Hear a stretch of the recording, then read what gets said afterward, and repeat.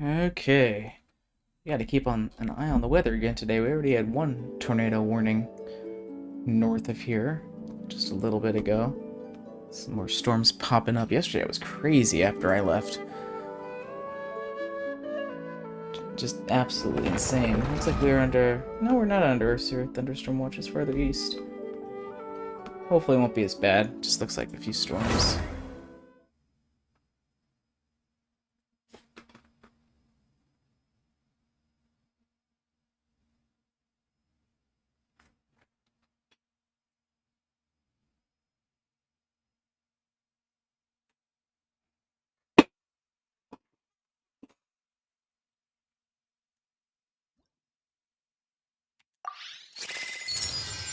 Yeah, yesterday was crazy.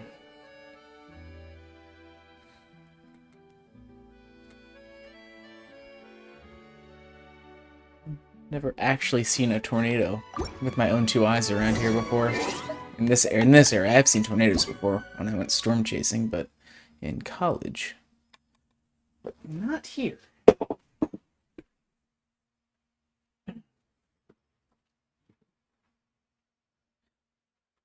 Definitely looking forward to for the National Weather Service's report on it to see what the actual track was.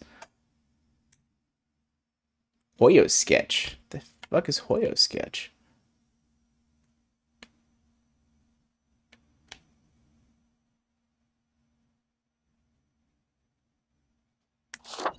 Okay. Anyway, well, yesterday we did the it's really hot in here. One second, let me try and...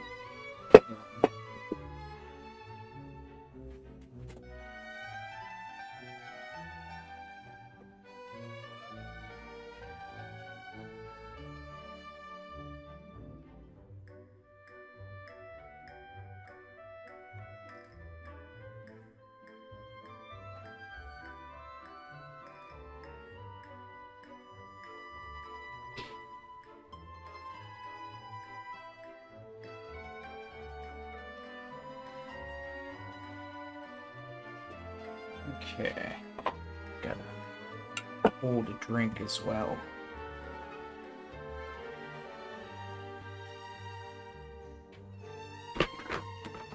Okay. Oh.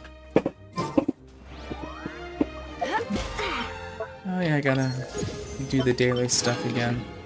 Go talk to...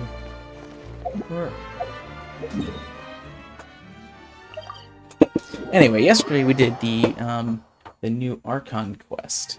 So today I'm gonna focus on the new character story for the new playable character Clorand.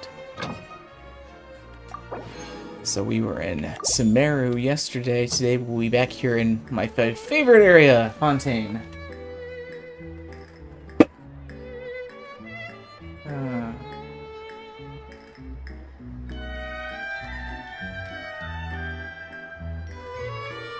The Steambird is an excellent publication. They have many outstanding journalists, and the editor-in-chief is always open to new ideas. But most importantly, they pay their writers on time. Got some stuff popping up just to the west of here now. Northwest. Okay, so let's go and talk to this Silent Night. Judgment Day. Yeah, it's Navia. Look forward to hearing her in Star Rail for too long.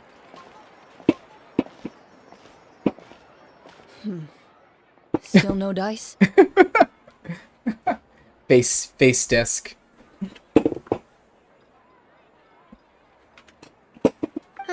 Not at all. And I've asked pretty much everyone in the court of Fontaine already.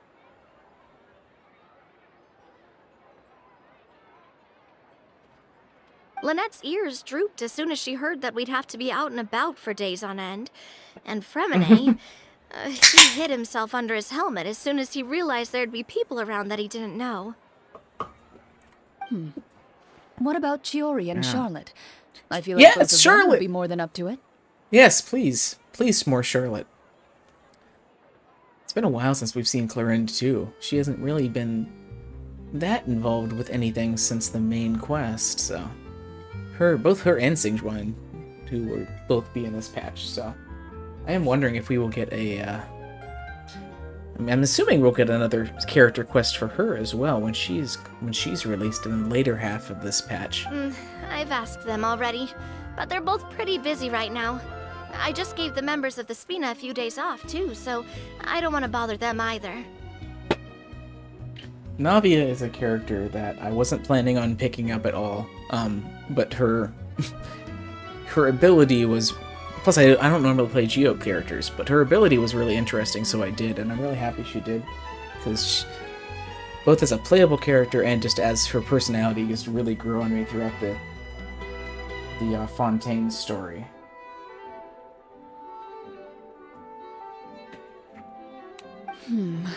This is getting pretty difficult. Nadia, Clorinde, what's up? The fucking double synchronized facepalm there.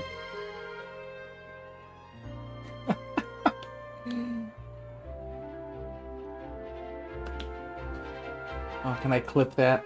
I want to clip that. I want to make that a GIF. I want to make that a GIF.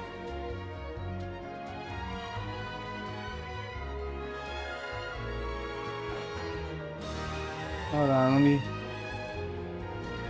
make sure that export it properly.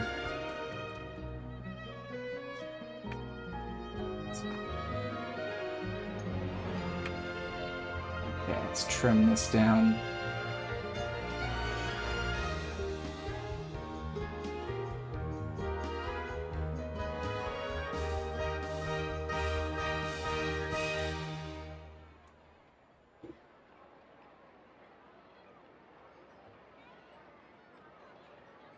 There we go. Okay, done. Replace.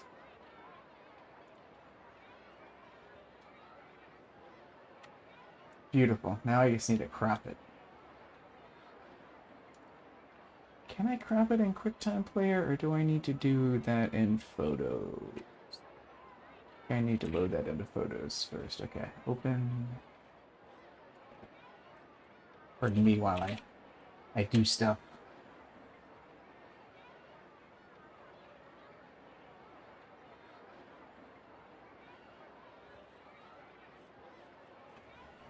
Okay.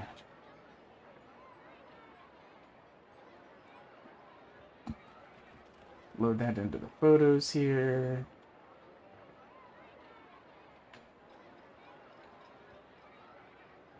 Did it load it into photos? Yes, there we go.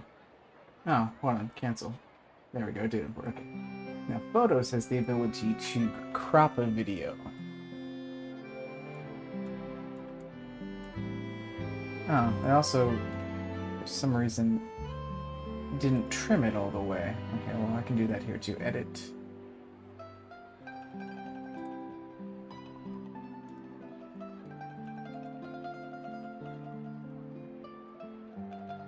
How do I... There we go.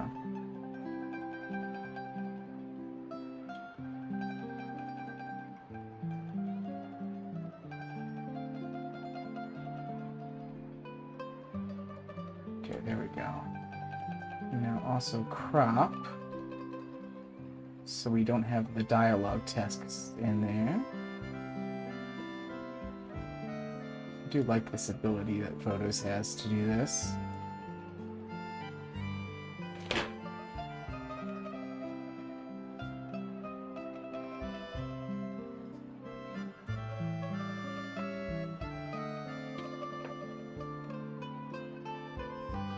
Okay, done.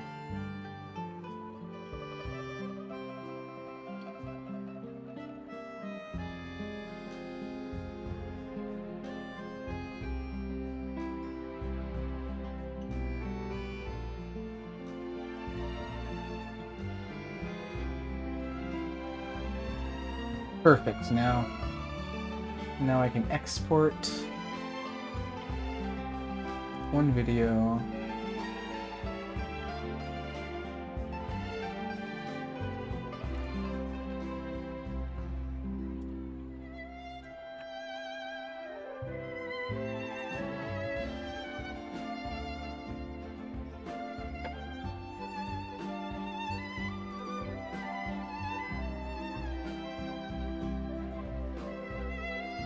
Beautiful. Okay, done.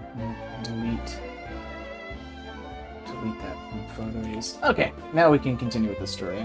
I'm done messing around with that. Oh my. Well, if it isn't my dear partners. How are you all doing? Hey, Navia. Huh. Navia? Huh? Oh, you mean... Yep, this is our chance. Okay, now I'm I'm scared. What are you going to do? I'm glad Lumine had the same idea as me. Do you need our help with something? Oh, precisely. My dear partners, we've got a huge problem right now that only you can solve. Okay. Whoa, for real? Absolutely. We've already exhausted all our other options. What kind of problem? Traveler, Paimon, would you join us and play Marechaussee Hunter Judgment Day? What? Marechaussee what now? Objection pose. It's a new game script by the Tabletop Troupe, a local roleplay adventure club. Oh gosh, roleplay. Ever heard of the Tabletop Troupe? They put out games that allow you to participate in a story and roleplay characters with your friends. Oh, I've loved their stuff ever since I was a kid. Oh no, we're gonna play some Dungeons and Dragons. I'm not enough of a nerd for That this. sounds super interesting. Clorand and I are both veteran members of the club. Recently, someone came up with a new script and was looking for people to help playtest it for them. I'm surprised. Well, maybe I can picture Clorant doing it. Not so much you, Navia. And when they asked, of course I couldn't refuse. I mean, come on, a brand new script? Nobody has ever played it before. Was it written by Elio? Mm-hmm. Generally speaking, scripts at that level of development have a lot of issues, but I think this one is pretty solid. The author obviously put a lot of work into the story, and the world building is also quite credible. If the script doesn't involve Firefly, I'm out. Whoa, whoa, whoa! I know I was the one that handed you the script, but some of us haven't read it yet. No spoilers, please. No spoilers! Anyway, the script calls for a team of 4. Ah, yes. We're missing one final player right now. I haven't said yes. I haven't said yes to anything yet, guys. I'm just automatically assuming I'm going to participate here. So, you're saying you'll help us out? I knew I could count on you, partner. I didn't say anything. Paimon and the Traveler are kind of a Dang it. package deal. Is that okay? That's not a problem. I'll adjust the pace based on the actual number of players, and ensure that everyone has a good time. Well, Traveler, what do you think? Wanna play? Paimon will follow your lead.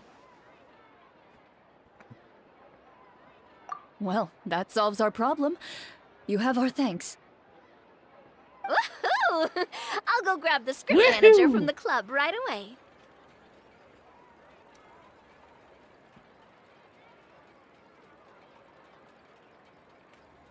The script manager? Didn't you just say that you gave Clorant the script? The club introduced a completely new kind of gameplay for the script. In this iteration, the Game Master's version of the script is incomplete. The script manager provides the next part of the script only after players have completed the current list of objectives. On top of that, in order to increase player immersion, the club has created some of the story's sets and scenes in real life. We'll only know where we should go once the script manager reveals the starting location. So is this a tabletop game or is this LARPing? Wow, you're right. Whoever wrote this script really did put in a lot of work. It's starting to sound more like LARPing. And it's got a real healthy amount of suspense, right? I mean, even the GM doesn't know how the story will end. I look forward to experiencing it with you all. Why don't you go meet up with the others first? They should all be waiting at Chioria Boutique. I'll come over with the script manager as soon as I find them. Sounds good. Remember to always watch where you're going, and don't rush. You say that like I'm 6 years old or something. Let me think. What kind of character should I play this time? I just hope you'll pick up some useful skills this time. Oh, and stop trying to persuade every animal you come across. Act 1, Silent Night. Oh boy. Well, while the Archon quest was very serious and dramatic, I have a feeling that this one is going to be not quite so serious. Okay. To Chioria Boutique.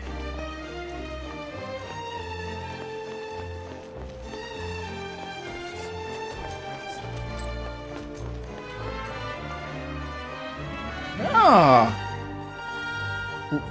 Linny and Farina are here.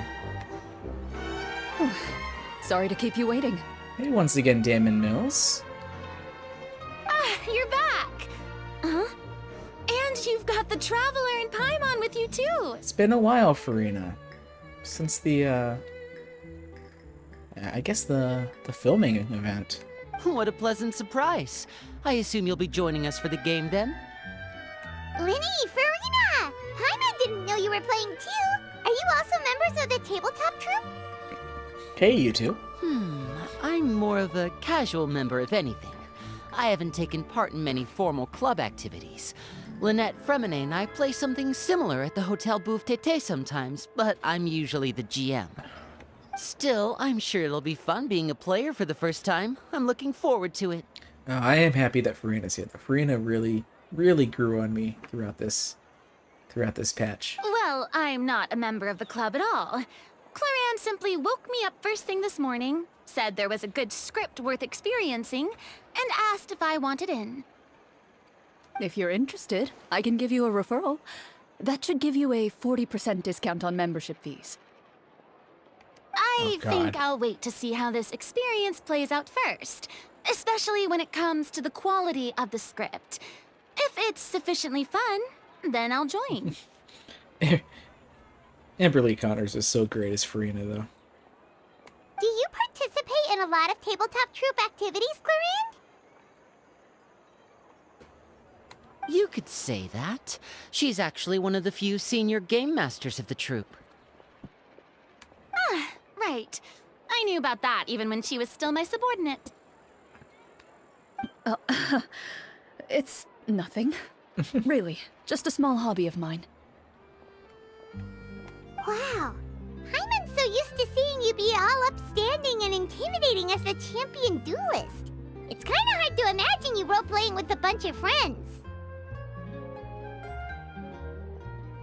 So if we have a problem with any of the rules, do we have to submit a duel request to you? Surely you jest. I would never intentionally make things difficult for my players. I maintain a clear boundary between my professional and personal lives.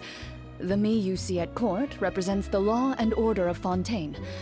I put all personal feelings to the side and grant a fair duel to all who seek to defend their honor. But in my personal life, I'm just an ordinary person. Someone who feels anger and sadness, just like everyone else. Well, you say that, but for all the time I've known you, I don't think I've ever seen you cry. I've seen you get angry, sure, but now I'm wondering whether you were actually mad or if it just looked that way from the outside. Oh, I love Farina's hat. I was probably in work mode during those times. Is that so? Well, in any case, I just feel like even in your personal life, you don't get emotional very often. So you want to see me cry? That might be a little difficult. A show of anger, though. Oh god. That might be something I could accomplish. No, that's not what I meant.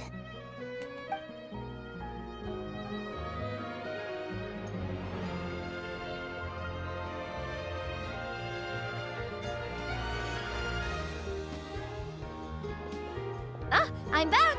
Here, allow me to introduce you to the script manager, Mr. Florian. Ooh, dapper outfit there, NPC. Pleasure to meet you all. Nice hat. Do you have a dead animal on the back of it? Wait, are you a champion duelist too, Mr. Florian? Oh, no. This is just the costume provided by the club. Right. I occasionally play a few of the roles in my scripts. That sounds like a lot of work. It's nothing. It's the least we can do to give the players a more immersive experience. Anyway, allow me to give you a brief introduction of the script. This script was adapted from the real history of the Marashose hunters. You all will play the role of hunters from a bygone era and resolve a series of events unfolding in the capital. Paimon's not super familiar with the history of the Marashose hunters. Is that a problem? Oh, no problem at all. I can give you a brief rundown.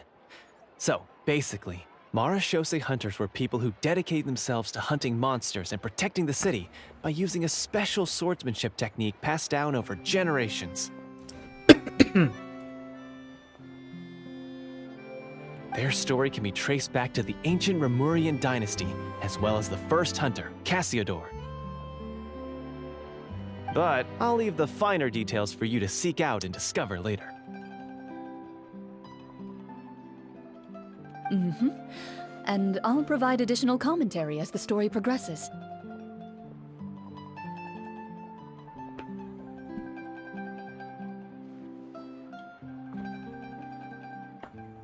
In that case, brave hunters, are you ready to set out on an unknown adventure? Whoa, just one sentence and it's like we're in the story already!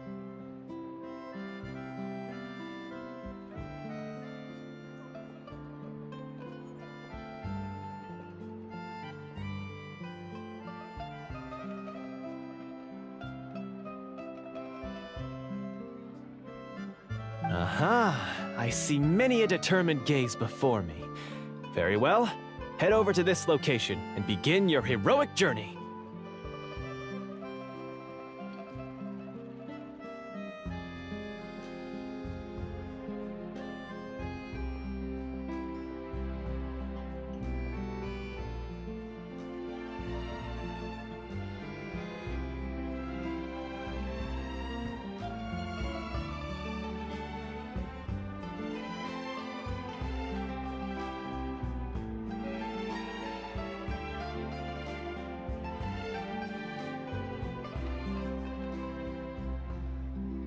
So, as we follow the story, it leads us to specific scenes? Ooh, sounds pretty innovative. What does the message in the envelope say? It's the exact location of the scene, as well as the formal permission to use the venue. Huh, seems like they have everything prepared. Please check all your belongings, everyone, and make sure you haven't forgotten anything. Once you're ready, please follow me to the designated location. Sounds good. Hunter Squad, move out! Roll out.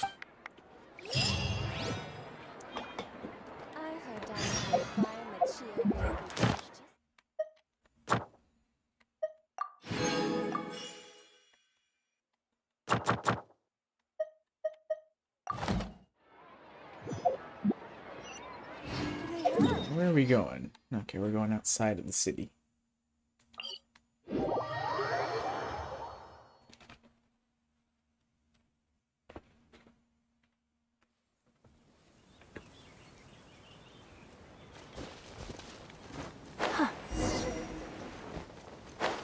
Oh, now where?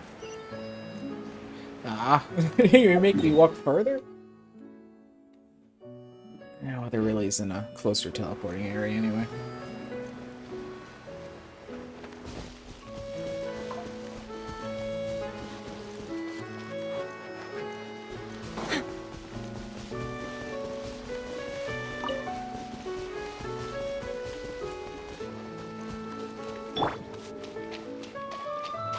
Let's be Farina for this quest for more accuracy.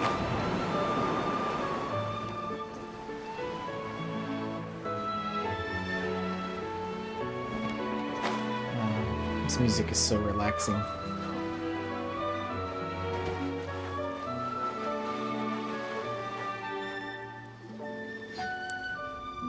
Whoa, they really have thought of everything. Even the Fatometer is here and ready to go for us. The what?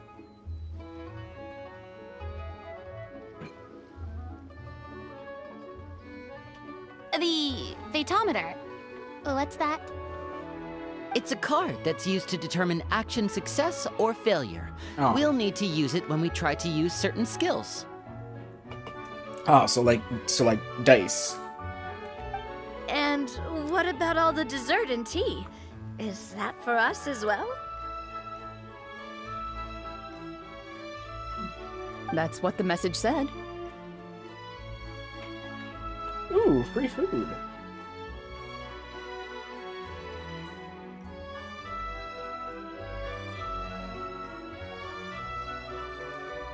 Really?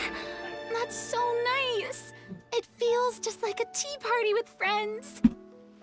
Those snacks have Rena Paimon's name approved. written all over them. I think you might be more of a snack hunter than a Marashose hunter, Paimon. Ooh. Lady speaks the truth. Snack hunter Paimon reported for duty. If there are delicious snacks to be found, Paimon will track down God. every last one. Paimon, you've been around Ito too much. The desserts are great. But I'm still looking forward to the story more than anything. Very fair. Then, let us begin. First, please pick up the blank character cards in front of you, and write down your name and profession. You can find an Okay. abbreviated version of the rules printed on the back of your character card. If you have any questions, feel free to ask me. In this story, everyone is a Marashose hunter. To reflect this, the club has prepared a small badge for everyone. Ooh, nice. As hunters, you have proficiency in swordsmanship and fighting by default, so there's no need to allocate any additional skill points to those areas. Fucking D&D story quest. Swordsmanship? So there's a fighting part to all this? Paimon's not sure she can do all that on her own. Maybe Paimon can just stick with you? Yeah, you're only good at eating stuff. Why don't you share a Or character being card then? eaten. The Traveler will be the Marashose hunter, and you can be her little floating assistant. So just normal Paimon. I'll be right back. My food is here.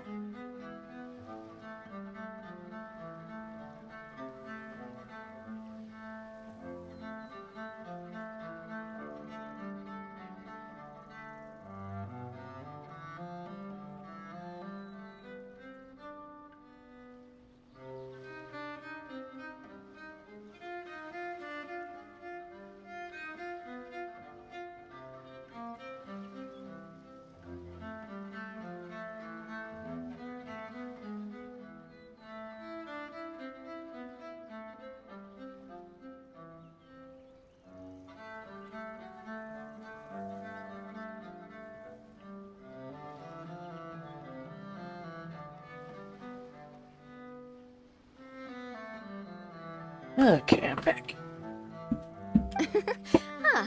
Kinda like in real life.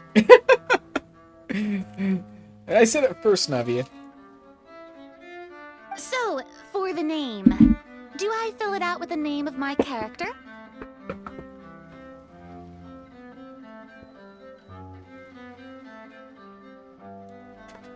Yep, it can be any name you like. You can use your real name too if you want. I do that whenever I get too lazy to think of a new name. Or you could just use the default name. Oh, Like experiencing a different life, but still as yourself. That's not a bad idea. In that case, I think I'll continue to use the name Linny then. Boo. Be creative. Next up is the skill sheet. You have a limited amount of skill points that you can use to learn a number of skills. The more points you invest in a particular skill, the easier it will be to pass associated checks. I'll take persuasion and investigation. Those are must-haves when it comes to missions like these. Oh, those skills sound like they'd be useful for gathering intelligence. Good idea, Navia. Just as expected of a veteran player. So should we also take those skills then? Not necessarily. Since we're working together as a team, we could leave the negotiations to Navia and use our skill points to pick up other useful skills. For example, I think I'll take stealth and sleight of hand. You're just playing That will give yourself. us more options if we run into any situations we can't negotiate our way out of. Lenny's just playing a self-insert character. Oh, interesting. I wasn't thinking about it like that. I suppose it's not so different from an acting troupe. Everyone has their own role to play. Let me see. I'll take arts and performance. I'm not quite sure what use they'll be, but I'm not as knowledgeable about the other skills, and I am not too confident I'd be able to roleplay them well. Well, that leaves us. What do you want to learn, Traveler? Oh, I get to choose? Learn cooking, medicine, insight. I'm really tempted to choose cooking just because of an inevitable emergency food joke. Let's do it. Gotta say, this suits you really well. Nothing boosts morale like good food. Oh. Oh yeah, so I'm not actually choosing. I'm learning. These are. It's not giving me a choice. I'm going to be learning all three of these. Ooh, so you want to help people when they're injured. That's nice of you. So what do you think? Are you sure you want to learn these two skills? Oh. Okay, so I'm choosing two. Sure, what do you want to learn? Okay. Gotta say, this suits you really well. Nothing boosts morale like good food. Okay, so I do actually have a choice here. So let's do cooking and we'll do insight. Oh, something that'll help you get a read on other people's thoughts. Sounds useful. So what do you think? Are you sure you want to learn these two skills? Let's see. Oh, looks like you each have enough points to choose one final skill. You've all picked such classic skills. It's fine to go a little bit out of the box, you know. Why do I get the feeling she's getting ready to cause trouble? For example, this one here. Summon. Doesn't it sound super mysterious and cool? Oh god, Navia. Oh, I saw that one just now as well. The description says, this skill can be used under certain circumstances to summon characters or creatures that fit the script's world-building rules. The script's world-building rules, huh? But how are we supposed to know what a Marashose hunter can summon? Oh, that's not for us to worry about, my friend. Just learn the skills that interest you, and the GM will take care of the rest. Oh no. that look of absolute pain. Oh, these two are great. All right, you've convinced Paimon. Let's learn summon then. Paimon can't wait to see what kind of thing shows up. Well, now that everyone's more or less finished creating their characters, we can begin. Since two of our players are doing this for the first time, though, let me ask. Would you like to play on easy mode or authentic mode? What's the difference between the two? Well, in role-playing games, the story sometimes changes based on the decisions of the players and the results of the Fatometer. For example, If you fail a check, that means you cannot use the target skill in that scenario. A critical failure may even result in further negative consequences. If you choose to play in authentic mode, every time you elect to use a skill, you'll need to use the Fatometer to see whether you succeed or fail, and face any consequences that may follow. If you choose easy mode instead, every check will be successful by default, and you won't have to worry about luck playing a factor.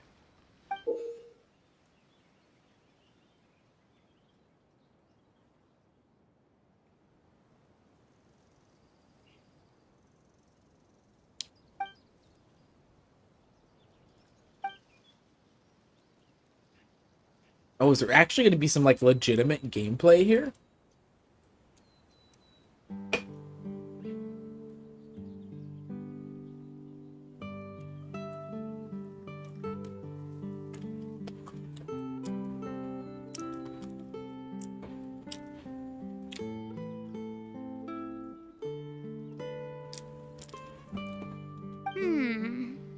Given Am I actually that gonna get to I'd like to choose? focus on the story, I suppose I should pick easy mode. I'd feel bad if I brought the team down by failing my checks. Huh? Oh, come on. Don't worry about that. RNG is the lifeblood of role-playing games. I'm going with authentic mode for sure. Never knowing what you might have to overcome. Ugh, doesn't that sound exciting? Navia, your inner darkness is showing. I'd rather be mentally prepared for what might happen. All right, then I'll mark down Farina for easy mode. All her checks will be successful by default. As usual, Navia and Linny will play on authentic mode. Am I actually going to be able to choose? I don't know what I want to do. What about you, dear partner? How would you like to play? I actually can choose. Oh god, I don't really know.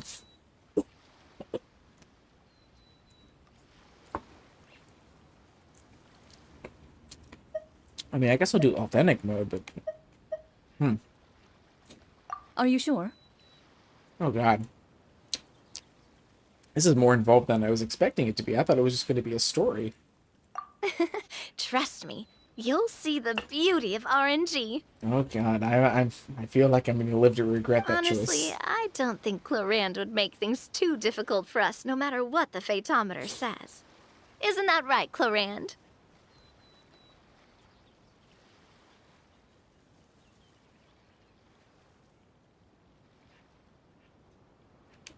No promises.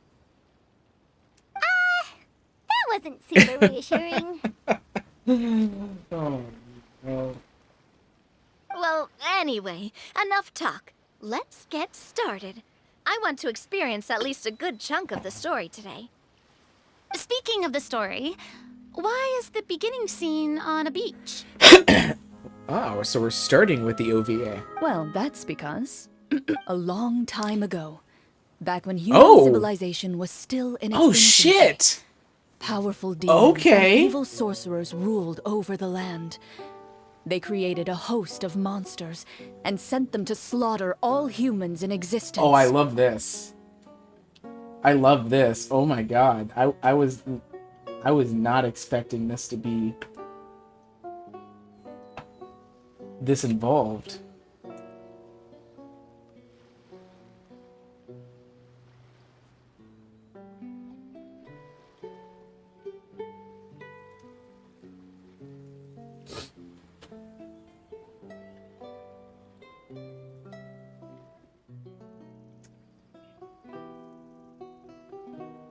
I was okay.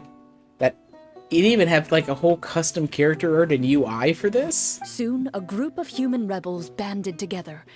With their swords raised, they swore to brave the darkness, and in doing so, subdue each and every monster that sought their destruction. They became known as the Marashosei Hunters.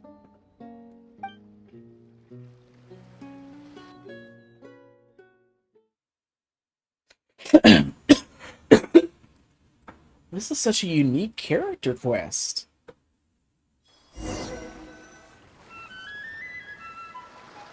Oh, are you fucking serious? Sometime later, as a member of the Marachose Hunters, you receive a commission. Is this its Following own the map? address provided on the message, you take a boat and arrive at this strange city. Are we actually gonna play this like As you for inhale, real? you can taste the slightly salty air of the docks as you begin to survey your surroundings. There aren't many people in the vicinity, but you do take note of a few others who, like you, seem to be sizing up this place. I really like that outfit that they have. For rain. Your eyes meet, and you realize these people are fellow Marachose hunters, likely led to this location after receiving the same commission as you. This is so unique. You're all Marachose hunters Oh my too, god, right? that art! Allow me to introduce myself. The name's Navia, monster hunter by trade and helpful Monster neighborhood hunter. businesswoman on the side. Monster hunter by trade.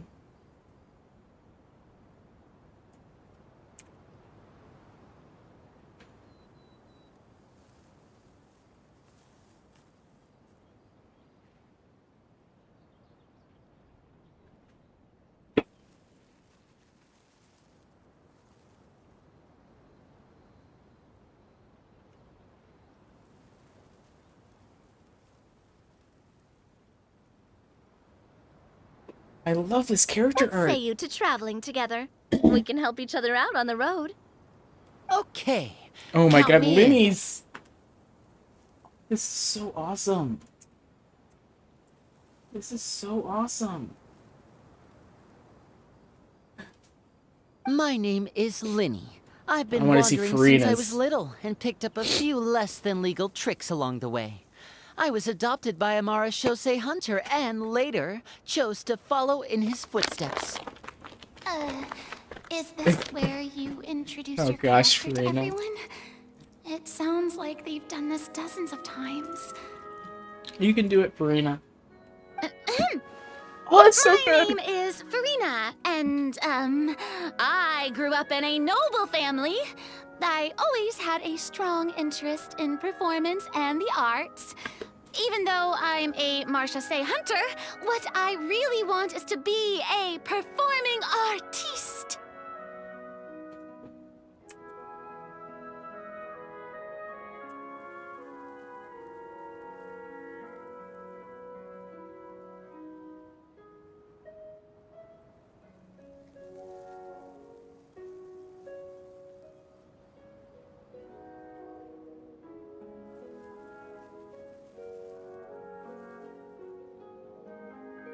Oh my god, that art, this character art though. Hey, that's really cool. I love this so much. You can do it, Farina. That's exactly how it's done. Paimon is Paimon, a good friend and companion to this Marachose hunter right here. Oh yeah, we haven't seen my art yet either.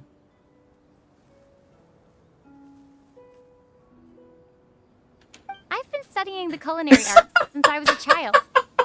I hope Holy my delicious shit! food can help boost Holy people's shit! spirits. She has dialogue for this? Okay, this is instantly the best quest ever. Oh my god. And I guess since I chose the food option, I get the chef icon. I wonder if there's different character arcs depending on what classes you chose.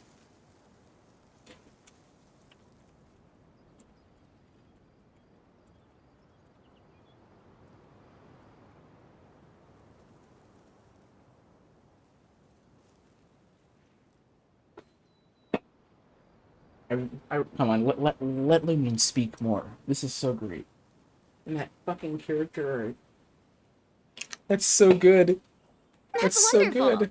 I'll be looking forward to your cooking during our adventures together. Well, if we're all here for the same commission, why don't we take some time to confirm what we need to do? You open your envelopes at the same time. Ooh, that split screen. The message reads,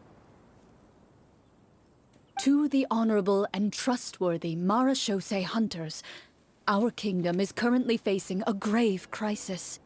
The lands outside the capital have been overtaken by monsters, and our people are being led astray by forces of wickedness. We beseech you, please help us resolve this crisis and return peace and stability to our home. Huh. The layout of this city looks super familiar. It kind of reminds Paimon of Mondstadt! Not totally not, because we used the assets. The scriptwriter must have used a real-world city as a reference when coming up with the map. But this is definitely a custom map just for this quest. As experienced hunters, the layout of the city reminds you of places once traveled. You recall the sight of tree-lined streets and the gentle tranquility of days gone by. I love how they have the actual like game dialogue separated out in this custom UI, so you know what the difference between a character talking in this RPG game versus the character talking in the real life RPG game. Yet, as you regard the city in front of you, it appears to be little more than an empty shell. Its hollow gates are open to you, beckoning you to come forth and bring salvation back to the town. So is this just the Mondstadt map plopped in here, or is this like a new map that is using the Mondstadt I carefully read every line of the letter and turn my attention to the signatures at the bottom. Who issued this commission to us?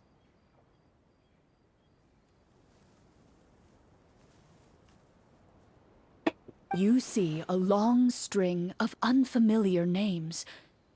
It would seem that many of the residents of the city issued this commission together.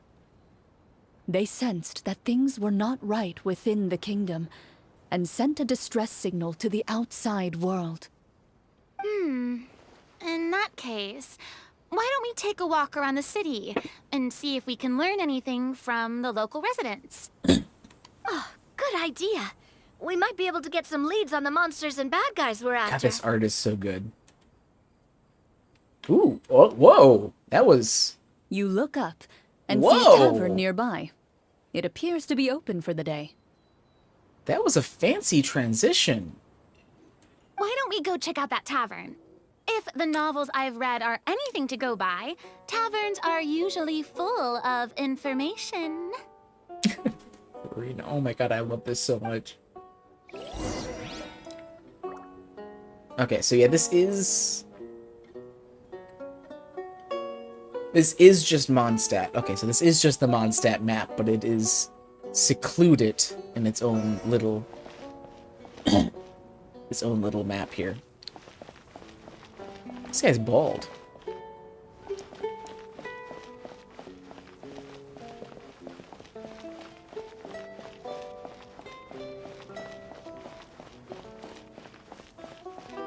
Oh, this is so cool. So yeah, this is Mondstadt, but it's kind of... they placed the actual Mondstadt into its own isolated map here. Oh.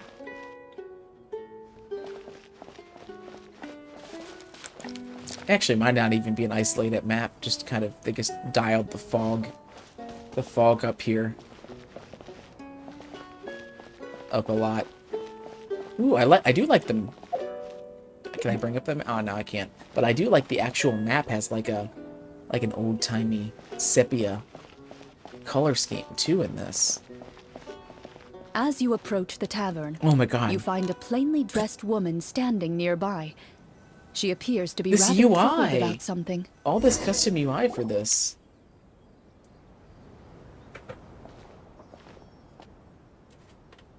Greetings, friend. Okay, that's really Lovely cool. weather That we're is having today, don't you think?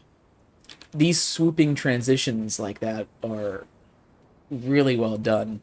They're really using their engine well. Oh, hello. I suppose you're right. The weather today is quite lovely. If only those monsters out there would stop causing trouble. I like how they specify who's playing all the characters too, so of course Florinda's doing all the NPCs. It seems like every character included in the script has a certain amount of useful information to offer. If we keep asking questions, we might be able to get some good leads. This is RPGception though. Oh, come now, don't be sad. Life is all about optimism. Oh, that reminds me. What did you have for breakfast this morning? RPG in an RPG. Huh? I don't think that's the kind of question we're supposed to ask. Nothing turns a frown upside down like good food. How about some macarons? I could make you some. You didn't even take cooking as one of your skill proficiencies.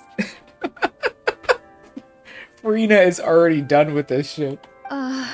That's not necessary, miss. Excuse me for saying this, but you don't really look like a chef.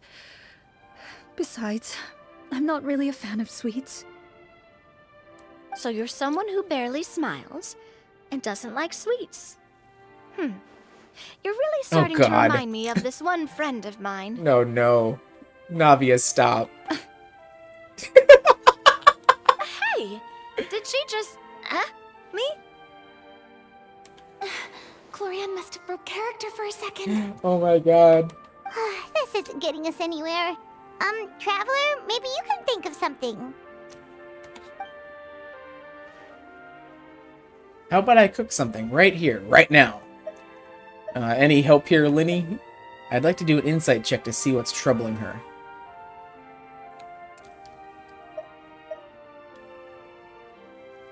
Yeah. The results of insight checks aren't disclosed to the players, so I'll be the one consulting the photometer.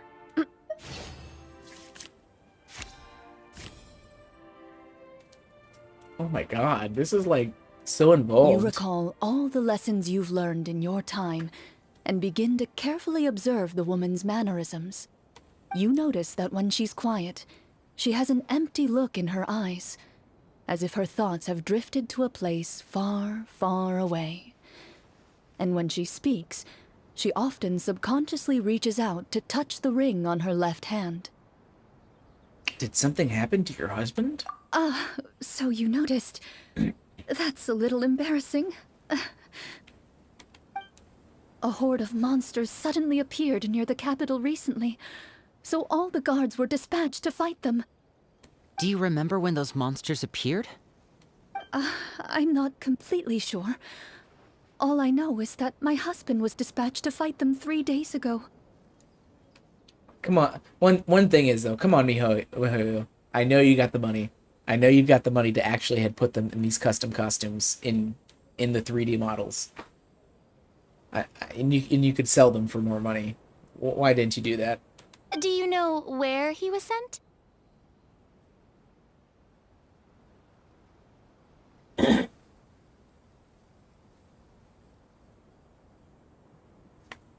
It all happened so fast. When we said our goodbyes, he couldn't even tell me where they were sending him. You have our thanks, friend. We'll find and defeat those monsters as soon as possible. We sincerely hope your husband will be able to return to your side soon. Oh, thank you. Don't worry. We'll find him. Just try to remain optimistic and wait for good news. We don't always get to choose what happens to us.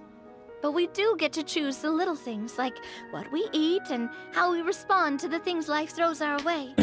I hope that one day, you too will recognize the power of something as small and inconsequential as a delicious dessert. I'll do my best.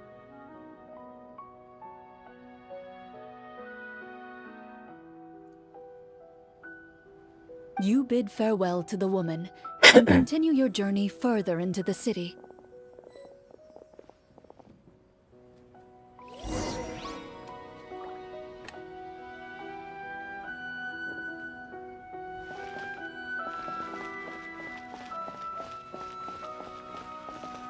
As you venture further into the city, the streets appear largely empty. An elderly woman walks past. You see her shake her head as she puts away her wrinkled wallet. A nearby merchant folds his arms and gives you a disdainful look. You get the impression that he's someone who has long gotten used to the sight before him.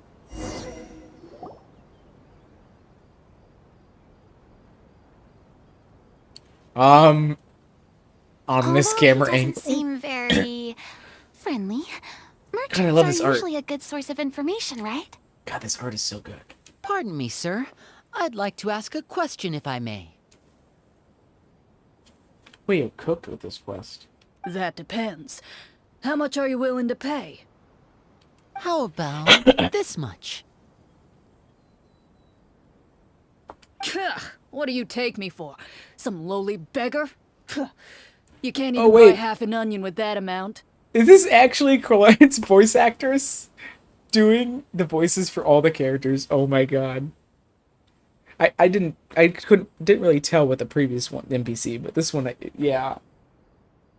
This is fucking fantastic. Surely an onion can't be that expensive, right? Onions have layers, Farina. Gotta pay for every layer. What do you know? Like War's nearly ogres. upon us. Everything costs several times what it did before. If you're not gonna buy anything, then scram.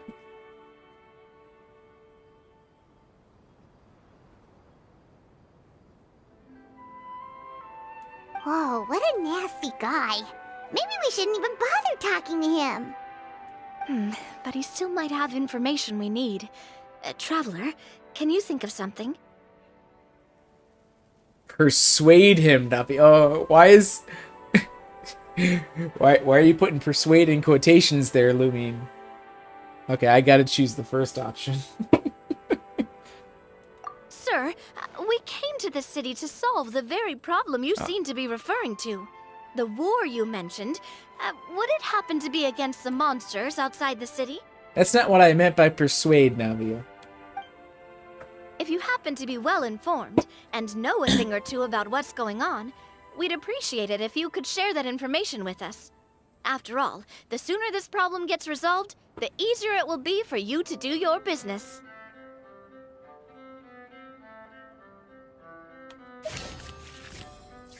Try to persuade him. Oh yeah, she has to draw a card. She succeeds. Well, things are basically as you said, young lady. Those monsters are camped outside the city, and they've been destroying all our trade routes. We have limited reserves within the city, so if this continues, we're all gonna be in big trouble. Wait, you're saying no one has put a plan in place to distribute supplies or maintain order? We could all starve, and those nobles in the palace wouldn't even break a sweat. Who knows? Maybe they've been in cahoots with the monsters all along. That is concerning. All right. That's all the information you need, right? Off with you now. I've still got business to do. You know, if you smiled a little more, you'd definitely get more business. And I bet that would make your life just a little bit sweeter. I'm not saying it's guaranteed to work. It's just a tip. Navia, are you speaking to the NPC or are you speaking to Clorinde here?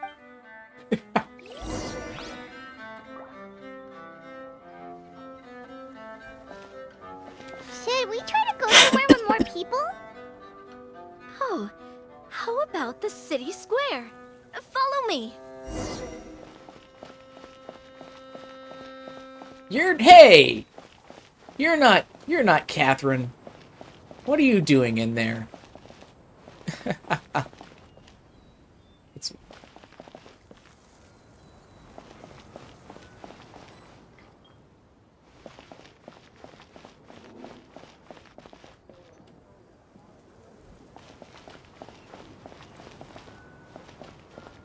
Before you lies the city's central square. You see a man with a slightly anxious look on his face, pacing back and forth, his head hanging low.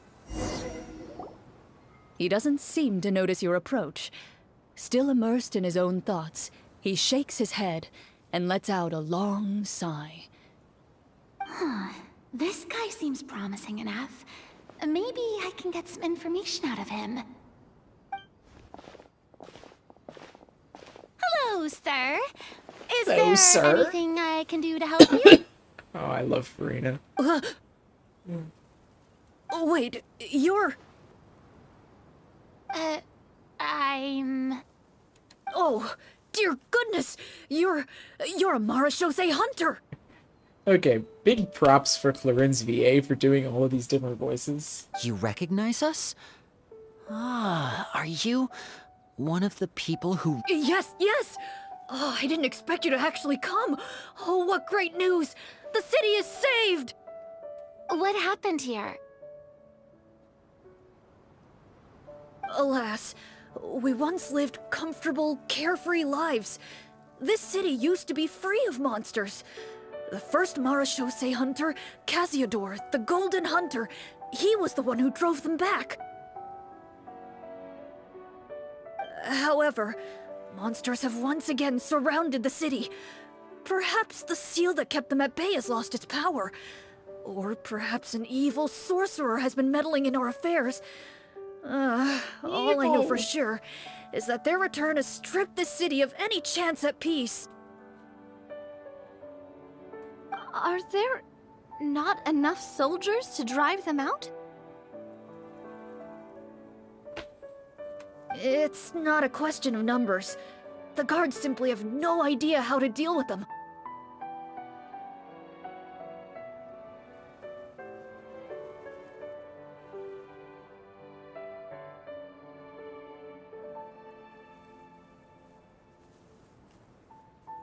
Most people my age have never even seen one of the monsters, much less been trained to fight against them.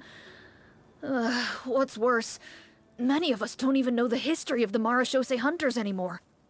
When I was a child, though, my grandfather would tell me stories about how the Marashose hunters drove back the monsters. So, on the off chance that something might come of it, I decided to reach out to you.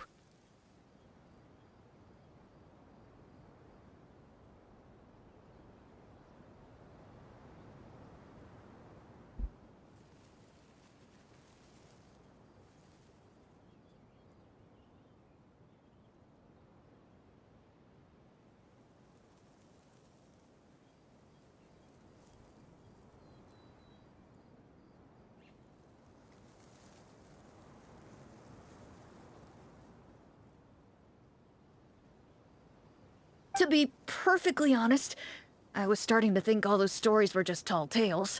But now that I've seen you in person, I finally know that it was true! Well, you can rest easy, friend.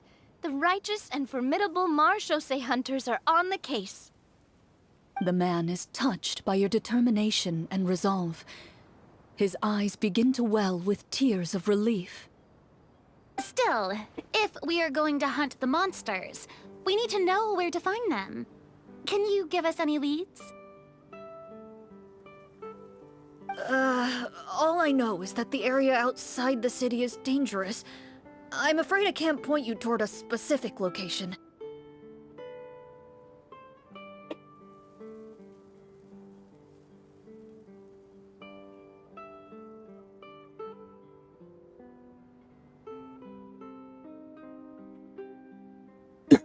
Although, if you leave the capital through the main gate and follow the road, you should run into a group of guards.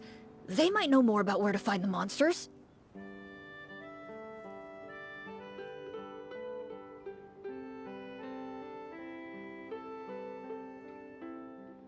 I see. We'll go look for them then. All right, be careful. Oh, and one last thing. The monsters outside the city are just part of the problem. There are evil sorcerers inside the city as well, so be on your guard. They're actively working with the monsters, and have corrupted the court ministers with malicious magic. They're the reason why, even inside the city, everything has been a giant mess. Even one of our kindest ministers has turned into a boorish and unreasonable figure, interested in nothing but enacting laws that exploit the people. Who knows how much longer we'll be able to go on like this. Talk about being stuck between a rock and a hard place. I feel bad for him. Maybe we should try to cheer him up? Could cook something, Farina could sing him a song. I really want to hear, come on, I want to hear Farina sing. Like, Yes, Is this really the sing, right time? sing. I appreciate your kindness, but for now, it's Aw. more important to focus on the crisis at hand. Brave hunters, I leave the future of this kingdom to you.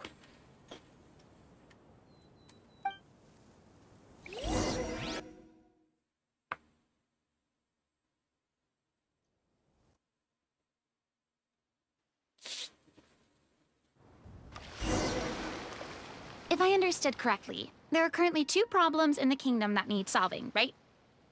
Exactly. We need to defeat the monsters outside the city and take down the evil sorcerer stirring up trouble from within.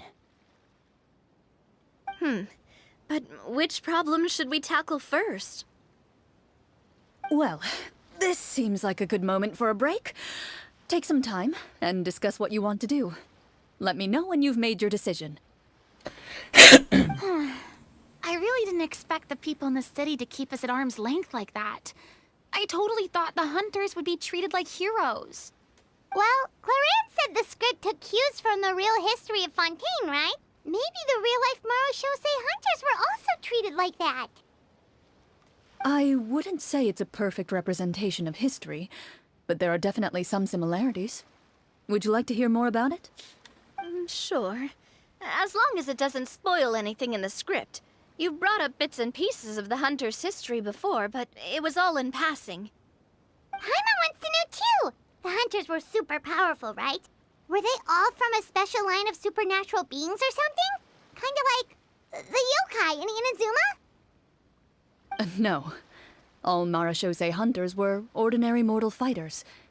The only thing that set them apart were the special sword techniques passed down over the centuries. Huh? So you mean anyone could become a Marachose hunter? In theory, yes.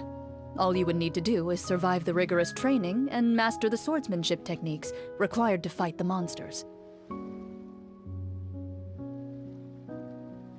Still, most people dropped out at the early stages, and others called it quits the minute they saw a monster in person. To become a hunter, you must be strong in both body and mind. What kind of monsters did the hunters fight exactly? Oh, and the evil sorcerer the script mentions. Did they exist in real life too? The land of Fontaine once played host to an ancient dynasty known as Remuria. After that dynasty fell, monsters began to appear, intent on obstructing humans from establishing a new social order. One of the ancient sorcerers of Remuria used his power to assemble a formidable army of golems. He sought to use that force to establish himself as king. Now, wait a second.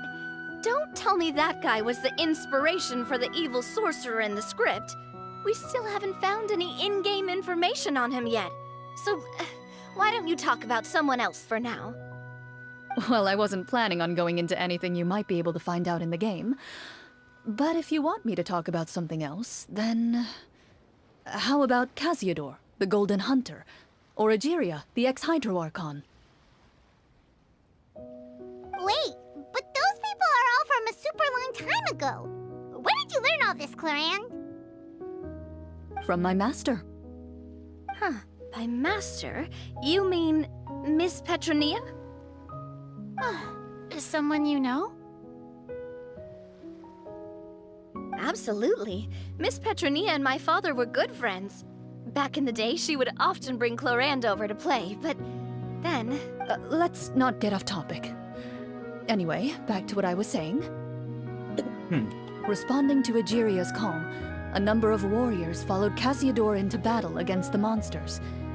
This group of warriors, under Casiodor's leadership, became known as the Marachose Hunters. Yet, as Fontaine entered an era of peace, their work gradually became obsolete.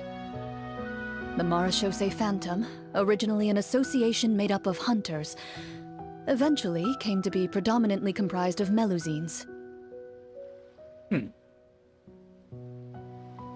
Ah, I see. That explains why most of the people in the script have forgotten the hunters or think of them as nothing more than a legend. Is that really a bad thing, though? It can get tough always being the one shouldering everyone's expectations.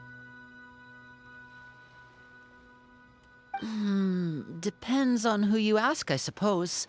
If the name of the organization no longer commands respect, investigative work is bound to suffer.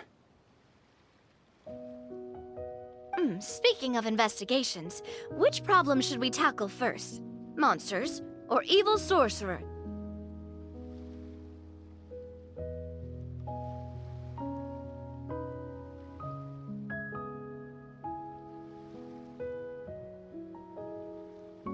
I vote monsters. That's the main duty of the hunters, right? We can come back to the sorcerer later. Well said, Miss Farina. Plus, if the sorcerers really are the masterminds behind this whole thing, defeating the monsters could give us some clues on their intentions as well.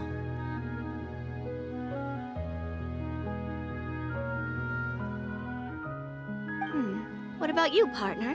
What do you think? I also vote monsters. It's decided then.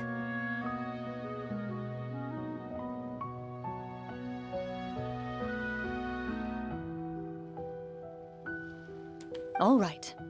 After some discussion, you decide to turn around and head out of the city.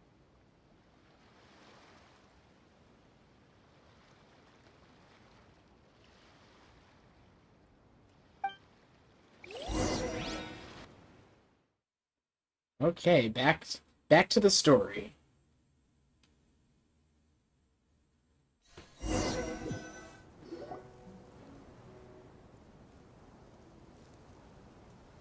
Let's take a look around, like that guy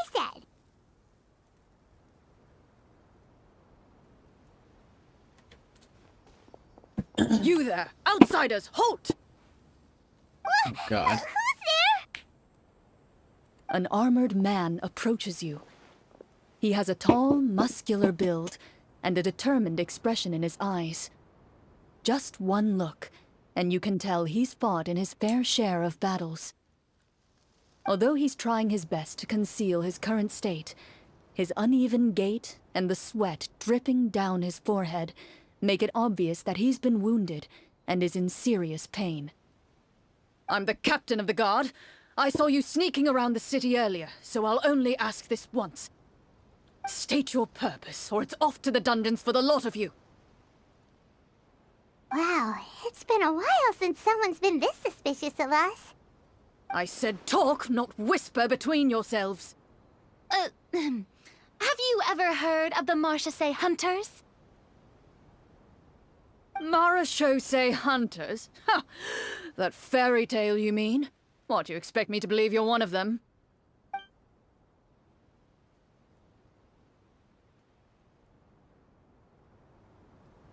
We're counting on you, Navia.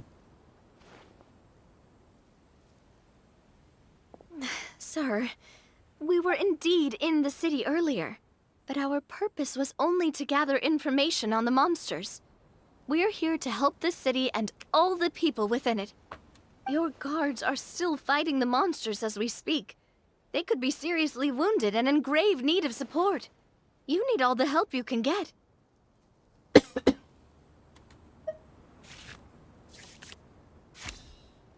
Success.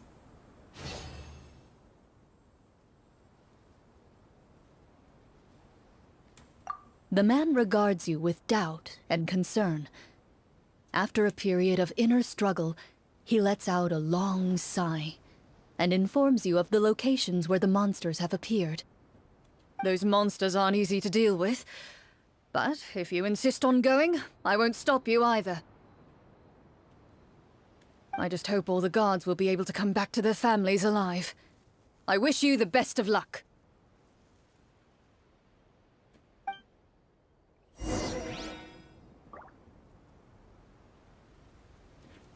Ooh, okay. So now we're going to be exploring this area. Based on what the captain said, the monster should be right up ahead. Let's go. Hopefully we're not too late.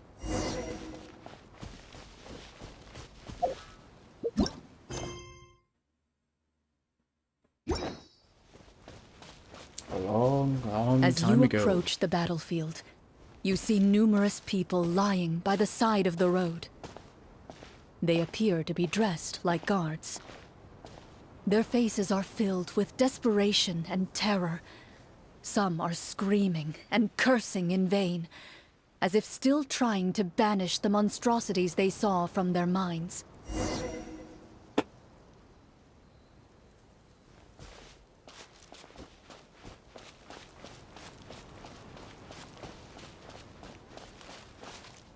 A few of the wounded look up at you in shock and disbelief. "Quick, leave this place. Turn around and don't look back," they yell. That's okay.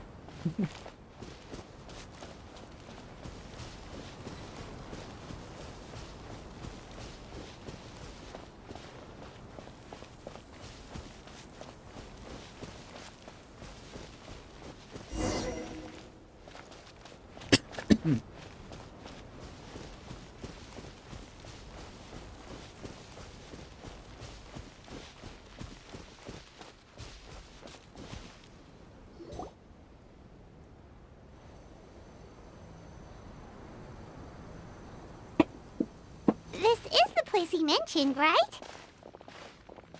You see broken iron swords scattered all around you, and downed trees riddled with terrifying claw marks. All the signs point to one thing. A truly devastating battle just took place here. Be on your guard, everyone. The monsters might still be around. Before you can finish your sentence, you hear rustling sounds from the surrounding bushes. The monsters have emerged. They close in on you without fear. You get the impression that, in their bloodthirsty eyes, you're just another meal for them to devour. A little help here! This thing wants to eat Paimon! Who doesn't? Your battle round begins now. Ooh, okay. Oof.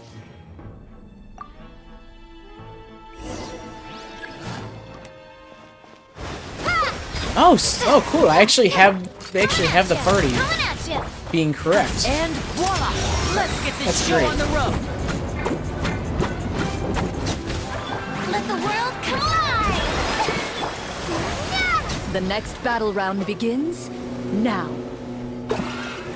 Whoa, what the hell is that? Attack! Watch out! Shower me with praise! Step right up! The monsters let out a terrifying roar of anger and resentment before dissipating into thin air. Ugh, thank goodness it's over.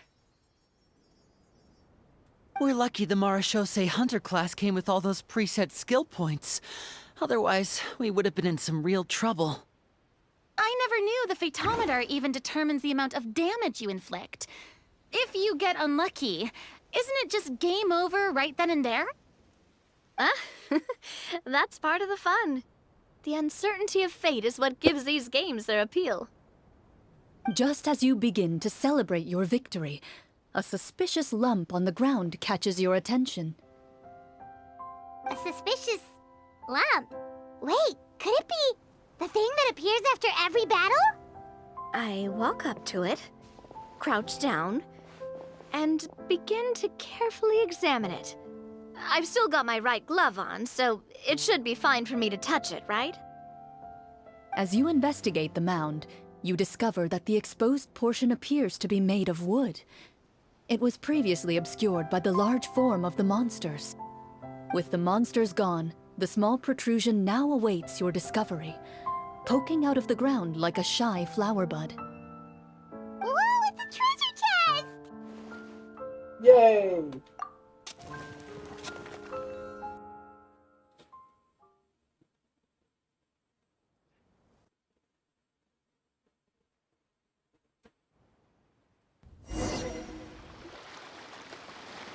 With everyone's help, you successfully excavate the wooden chest from the ground. Even without opening it, you can tell from the mora and jewels scattered around the chest that that it must contain quite the fortune. Makes sense. We worked hard for this. Let's open it and we can share what's inside. I can understand your excitement, Paimon, but think about it. Doesn't it seem like there are people out there who need this treasure more than us? Paimon's like, no. Yeah.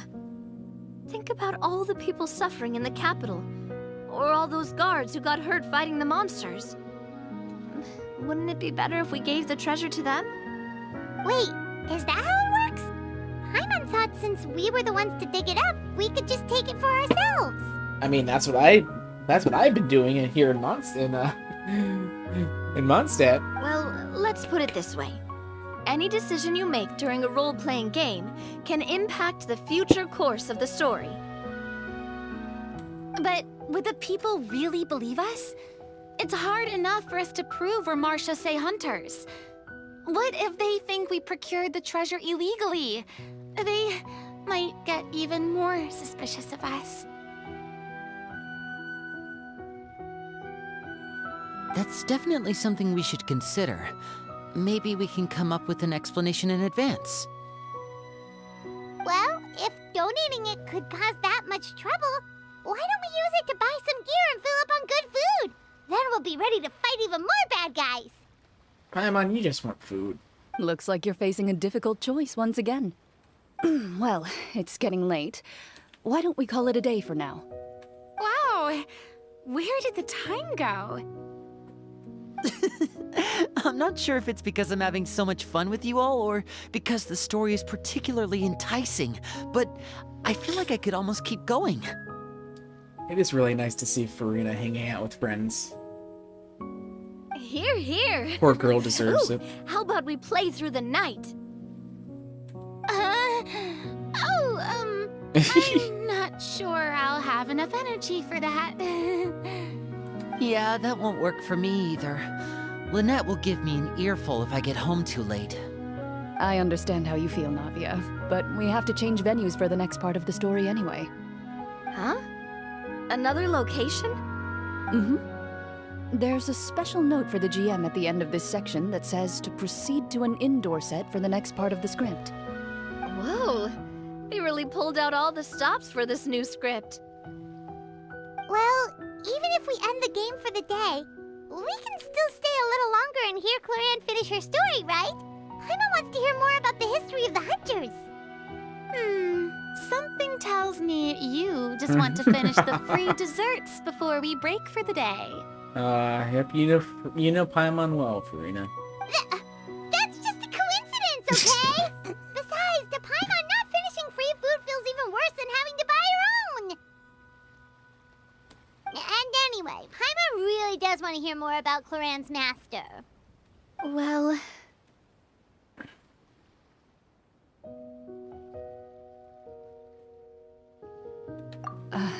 It's nothing. I appreciate the concern, but it's all in the past. It won't do any harm to share these things now.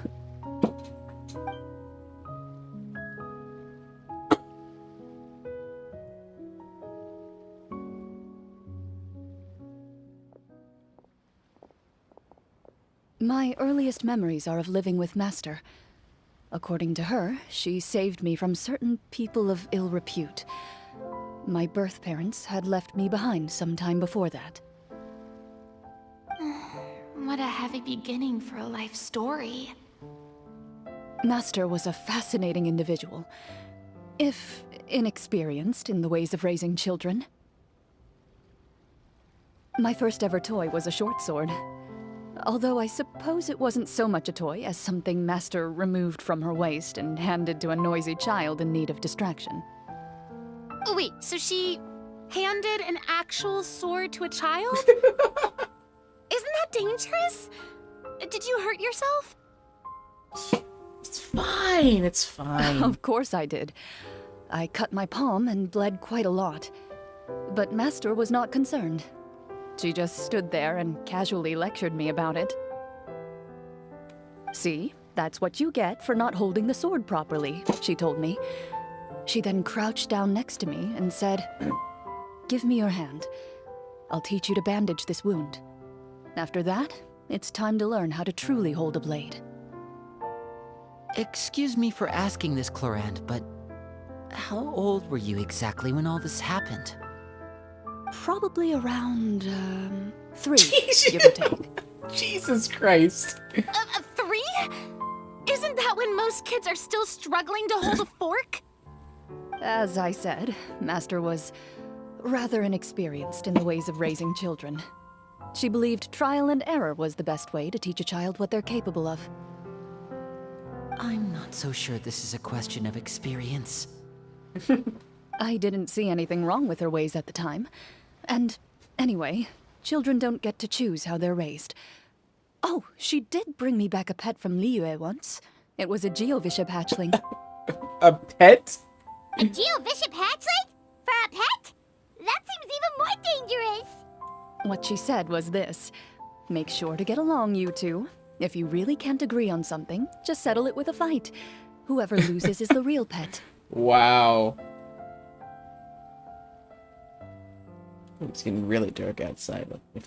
If I suddenly leave, it might be because the power went out. And how old were you when this happened? 5.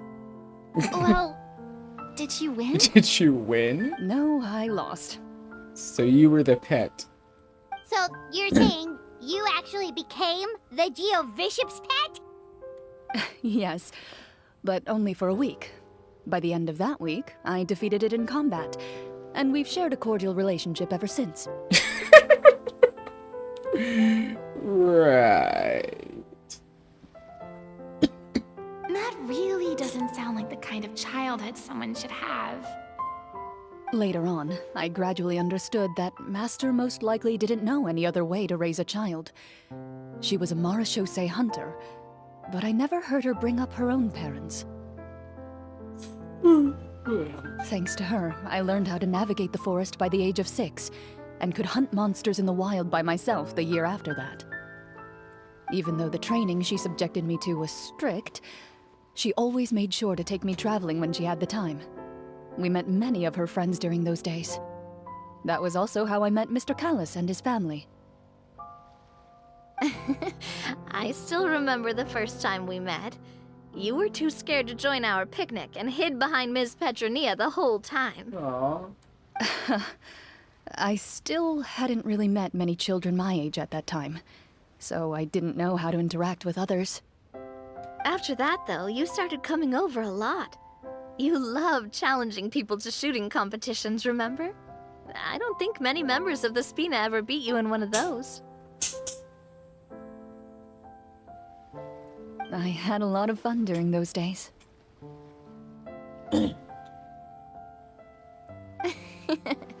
I enjoyed them too. Oh, do you remember that one time we went exploring around the Spina together? We overheard Papa call your master Fontaine's Protector of Justice. We tried to pretend like we never heard anything, but you nearly let it slip that one time.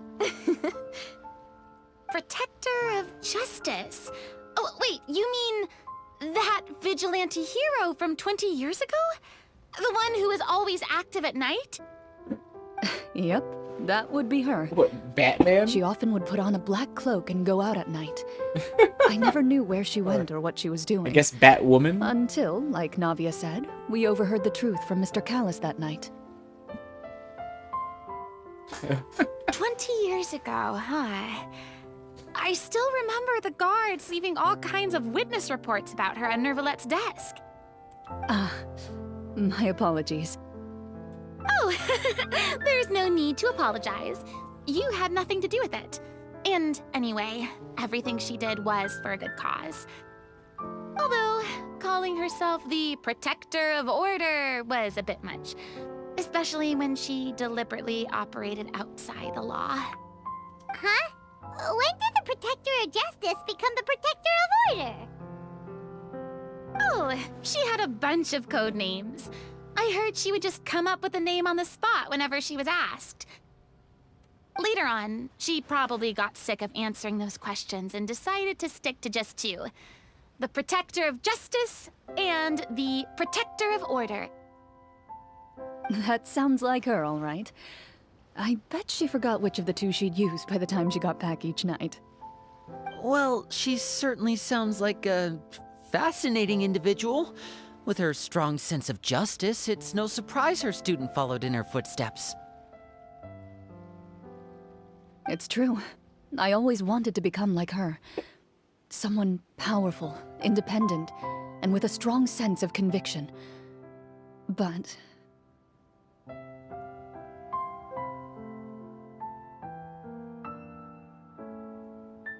But...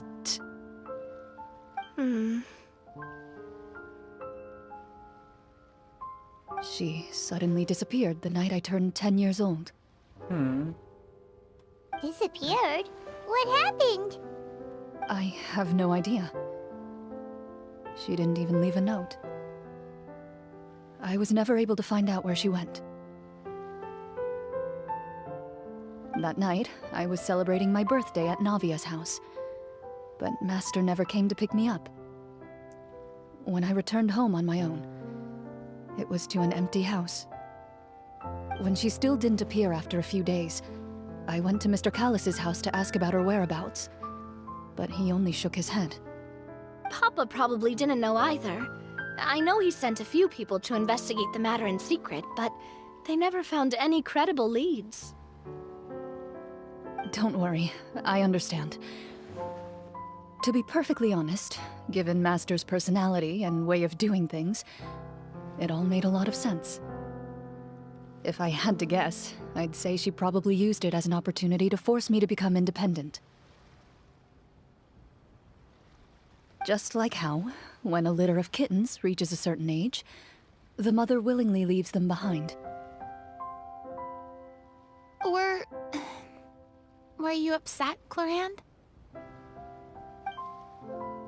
I was at first, but not anymore.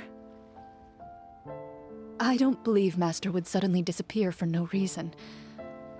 There must have been something she just had to do. Well, despite everything, you still managed to follow in her footsteps and become the greatest champion duelist in all of Fontaine. You're practically a living symbol of law and justice. I suspect my position would be far too by the books for her. Master always did whatever she pleased. But you're right. I suppose I do take after her in some ways. Who knew Clorand had such an interesting past? I never had the chance to ask her about it before. I wonder... if Clorand's master were the champion duelist back then, would that duel against Mr. Callus have gone differently? Oh no. Judging by the atmosphere, Clorand and Navia are probably thinking something similar. The mood just got super awkward all of a sudden. Well, anyway... would you look at the time? It's getting dark, so we should probably call it a day for real this time. If we keep talking like this, we really will be here all night. I had a great time today, Miss Clorand. Thank you for being our GM. Anytime. The script was good, but I've got to say, your childhood stories were even better. Hey, you should tell us more about that fight against the Geo-Bishop sometime. Maybe your master was onto something. You could be right. Ooh, man, it's pouring outside now. What does she mean, onto something? I certainly don't know any 5-year-olds who want to fight a bishop in their spare time. Guess I'll head back as well.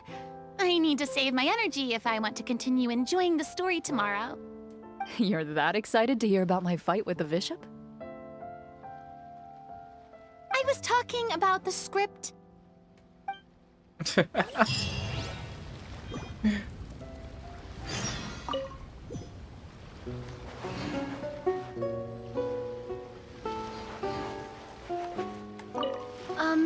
Just between the two of us, could you tell me what it was like to be the Geo-Bishop's pet? It was nothing special, really. Geo-Bishops don't understand the concept of a pet. So, basically, it just headbutted me whenever I entered its territory. And that hurt? Yeah, it hurt. What, something you want to experience for yourself? Oh, I'm good. Thanks.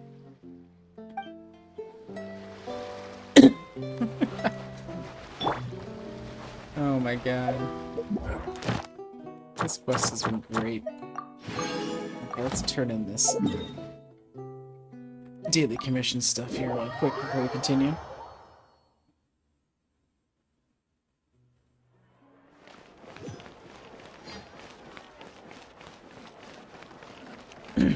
Ad Astra Abyssosk. Thank you for completing today's commissions.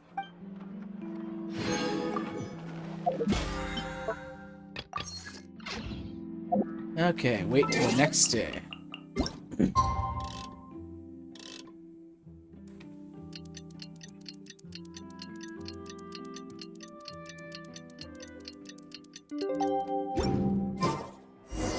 Let's go meet up with the group. Paimon's really looking forward to today's story. Where are we going now? Ooh, all the way up here.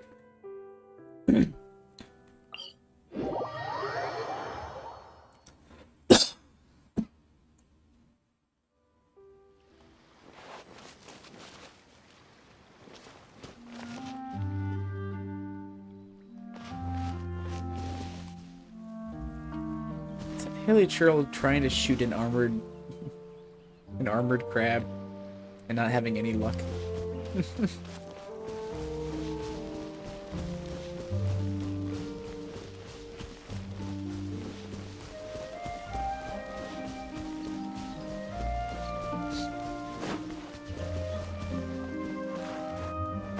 Ooh.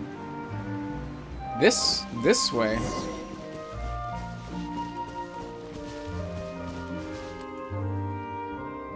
Interesting.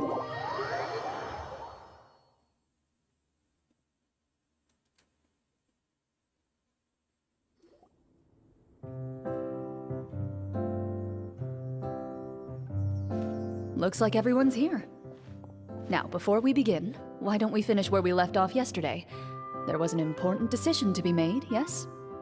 I'll pour everyone a cup of tea. Is that really the most important part, though, Clorant? Paimon's more concerned about our current surroundings. Heavy walls, cold railings, dim lights. This is obviously supposed to be a prison.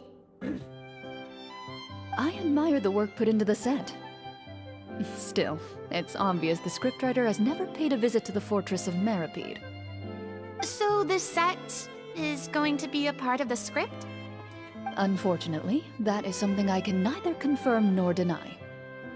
Anyone think Clorant's smile is starting to look kinda scary? Well, whatever happens, we'll just have to push on. But first, we should really figure out what to do with this treasure.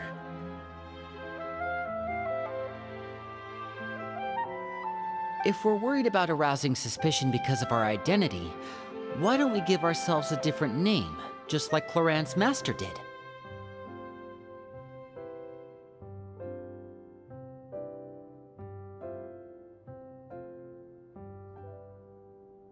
Yeah, it might be better to keep a low profile. As long as we're helping people, it doesn't matter who we are or what we're called.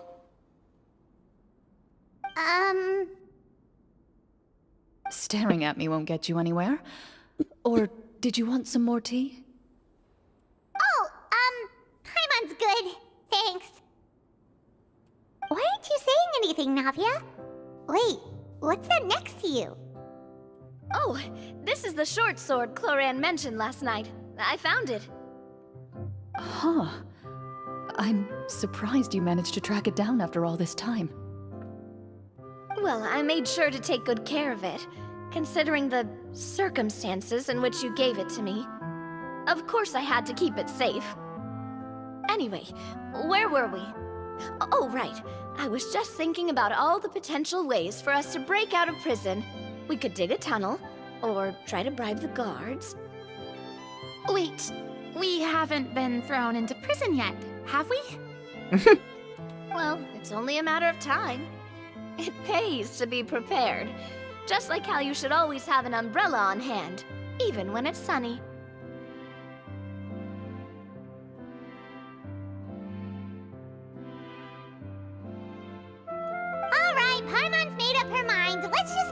treasure away. Paimon may have wanted to keep it, but if it's going to Yes. land us in prison somehow, Paimon will be too upset to enjoy her snacks.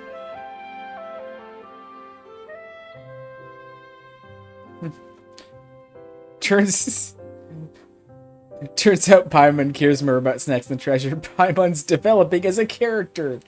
So, you've reached an agreement? All right then, we can continue with the story. Oh, and we'll collect all the scattered pieces of treasure on the ground as well. All right. You collect the treasure and make your way back to the capital with your bag of loot in hand. Okay, here we go. Back to the story.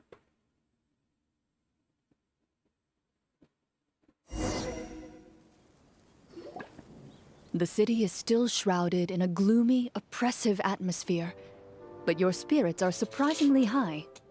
In places where sunlight struggles to reach, you generously share your wealth with the children, the elderly, and the poor in urgent need of help. Thank you, kind soul.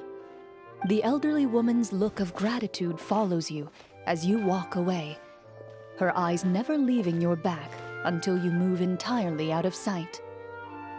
However, there's still quite a bit of Mora remaining. It appears you haven't made much progress. She's probably trying to tell us to speed this up. We need to hurry up so we can address the sorcerer problem. Should we go find that man again at the square? He seemed like a pretty responsible guy. I'm sure he knows the people here far better than us. Oh, good idea! Just as you start to make way to the square, intent on finding the man again, there's a voice.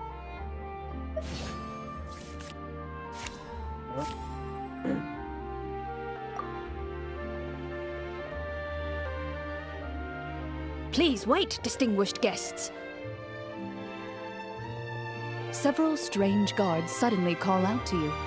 They run forward to meet you and proceed to politely pay their respects. Greetings, gentlemen. Are we being invited for afternoon tea?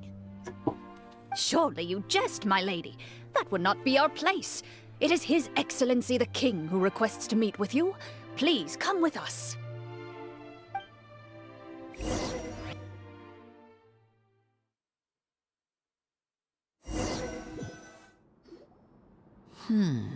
Do you think this could be a trap?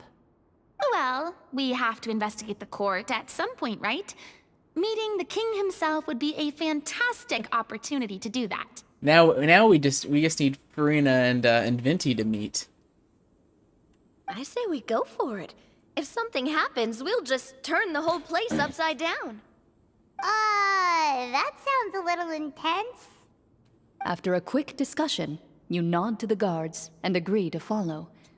They lead you all the way to the audience hall of the palace. Gilded tables line both sides of the hall. The space itself is adorned with all manner of expensive antiques, glass shelves, and silver candlesticks.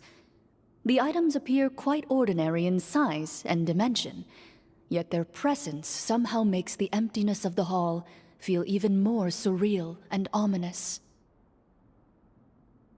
Wow, it's so luxurious!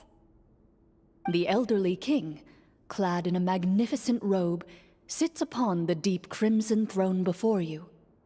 He wears above his head a majestic crown, with a gemstone the size of a bird's egg set right at the very front.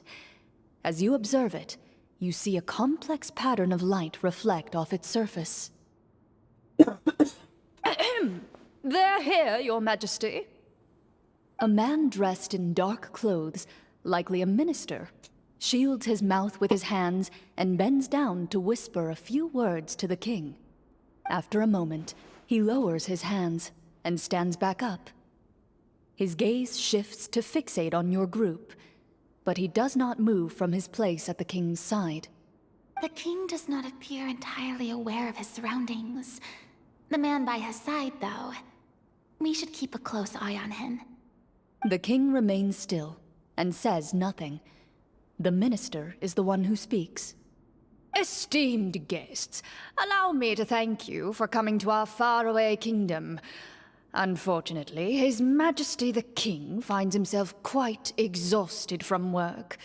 So please allow me, his Prime Minister, to welcome you in his stead. I've heard tell that your group, the Marechaussee Hunters, used your exceptional ability with the sword to repel the monsters near the capital. Such a great deed deserves to be rewarded. However, seeing that I was not fortunate enough to observe such a feat with my own eyes, you'll forgive me for seeking to verify the truth by speaking to you myself. Well, we've got nothing to hide. You brought us here to talk, right? So we'll just explain what happened.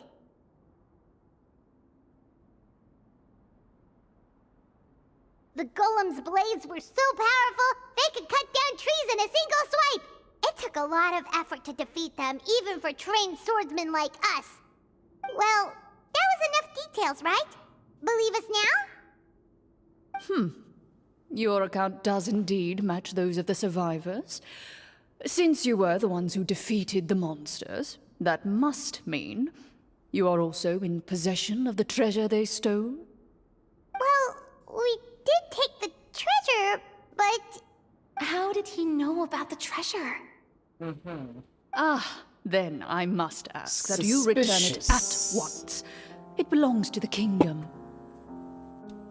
Wait, but didn't you just say that our great deed deserved a reward? Shouldn't the treasure be considered a part of that? Ominous music. Yes, that was indeed what I said. But you seem to have forgotten a very important distinction.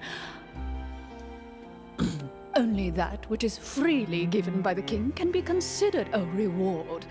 Taking the rightful wealth of a kingdom without said permission, on the other hand, is a crime. But that's completely unreasonable. Yeah, that makes no sense! If it weren't for us, the treasure would still be buried underground somewhere! Maybe so, yet the fact remains. You tried to dispose of the treasure without reporting it to the court and without receiving permission, yes? What, no answer? Surely you're not insinuating that you, a group of legendary Marechaussee hunters, sought to take the treasure for yourselves? Well, what about the king? Is he just gonna let this guy talk for him the whole time? Clad in his magnificent robe, the king remains seated, with his hands resting on either side of the throne. His posture is rigid and unmoving. He stares forward with an empty look in his eyes, completely unmoved by the events before him. What is this, Weekend at Bernie's? From the look of things, could the Prime Minister be the evil sorcerer? Or could both the King and the Prime Minister have fallen under the evil sorcerer's control? I would like to observe the number of guards stationed in the hall. The guards in the palace appear fully armed, their expressions solemn. Sensing the tense atmosphere in the room, they stand at the ready, each with a hand placed upon the hilt of their sword, You didn't answer her as question. if prepared to draw their weapons She asked and how surround many. you at a moment's notice. Well, there goes my plan to turn the whole place upside down, I guess. Typical Navia move. It appears we've been visited by nothing more than a group of ill-intentioned imposters. What a pity. Guards, take them away and throw them in the dungeons. Before I decide your fate, however, I must first determine whether you have any accomplices outside the court. Can't we try to slip away? Or maybe start some kind of riot? But if we try to fight the guards right now... Don't worry. At least we figured out who's behind all this. Let's just play it by ear. If you're scared, Paimon, just hold my hand. You can have my hand too. Aw, thanks, you guys. You allow yourself to be led away by guards surrounding you on both sides.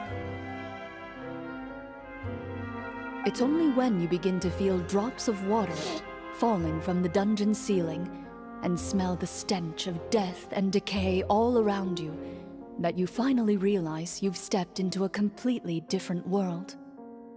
Stay here and don't try anything funny. The guards lock the cell door and leave without looking back. Wait, sir! Your voice echoes through the dark hall, but the only response you receive is the sound of water dripping from the ceiling. No! What should we do now? Carve out a new path of fate with our own two hands, of course. I draw my weapon. You reach toward your waist, but find nothing there. You now recall that your weapons were confiscated before the guards locked you in the cell. The bag of treasure along with them. What about that knife I hid in my boot? There's a knife in my boot. When did you hide it in there? When I was thinking about digging a tunnel. Rejected. You failed to inform the GM of this course of action. Moreover, the guards would have conducted a thorough search before throwing you in prison. And the keys to the cell aren't anywhere to be seen? What if I had hid a knife somewhere else? How thorough was this search? Correct. You don't even feel a lock hole on the cell door. Oh, well, there goes all our plans. Indeed. Huh? Why are you the one saying indeed? Because that statement holds true for me as well. This is where the script ends. What? But that's a terrible ending!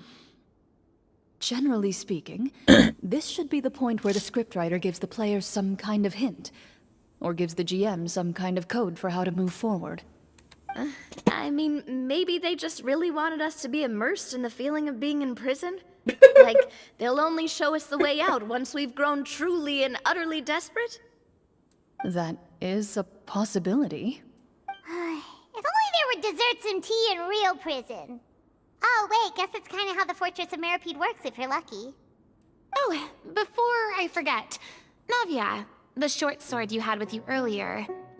I took a closer look, and the craftsmanship doesn't appear to resemble anything from this era.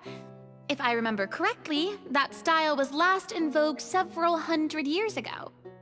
Wait, Cloran said that sword used to belong to her master, right? Does that mean her master has been alive that long? I doubt it. The way she went about things often made her seem childish more than anything.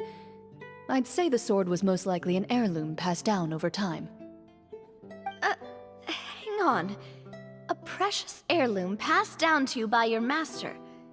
And you gave it to me just like that? You weren't worried I might lose it?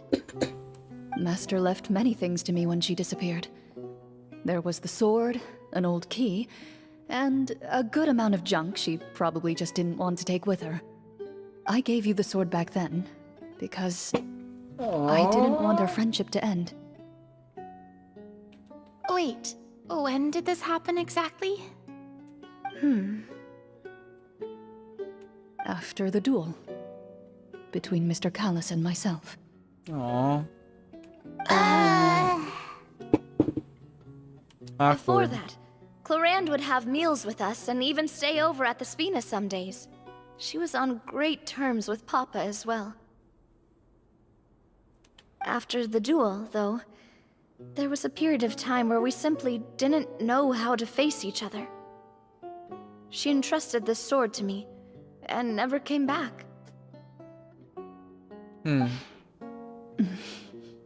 We were both sad, and conflicted, and totally overthinking everything as a result. Whenever I looked at this sword, I couldn't help but wonder if Miss Petronia had never introduced us to each other at that picnic. Maybe part of the sadness I was feeling could have been avoided. Back then, it felt like I hadn't just lost a father, but a close friend as well. No one can change the past. The most important thing is that you two found your way back to each other and can enjoy things like this together. Yep, you're right. I'm sorry, you two. I didn't mean to bring up any sad memories. Think nothing of it. No one here is at fault. Flop. Huh?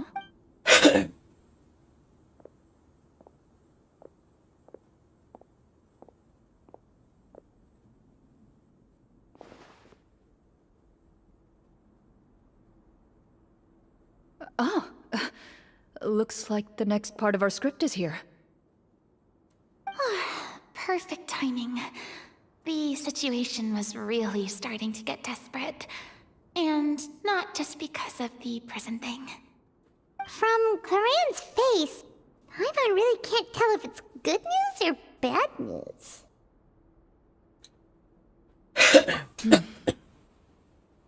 Water continues to drip from the ceiling. In this lightless dungeon, you lack a reliable way to tell how much time has passed.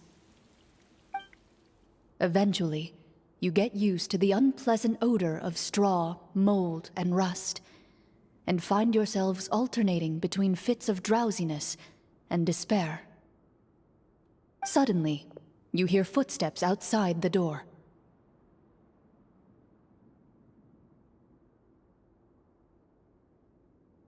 Heads up, everyone.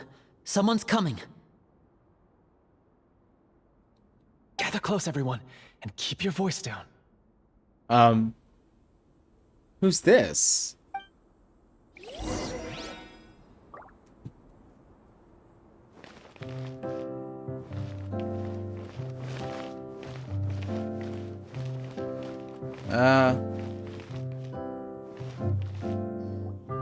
Who are you?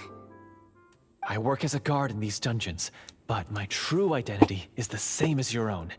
I'm Wait. also a Marashose Wait, hunter. who are you?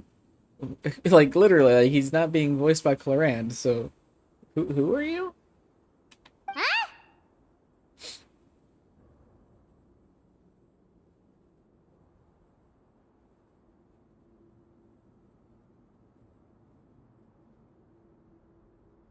Shh.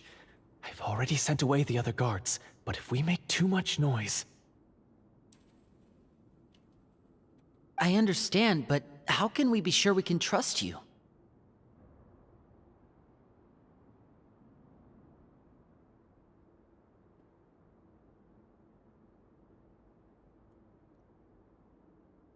The king has issued a formal decree.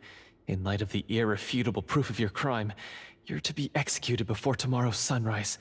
If you want to escape, it has to be now.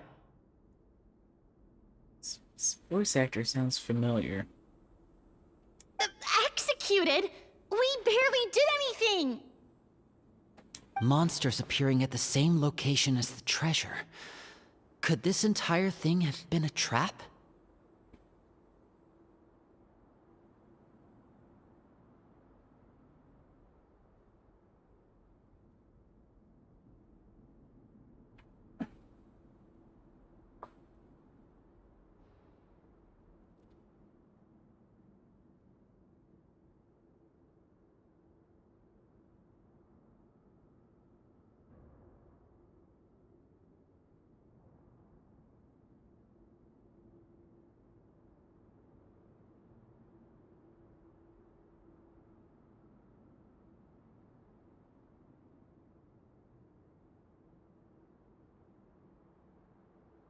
There will be time for speculation once we're out of here.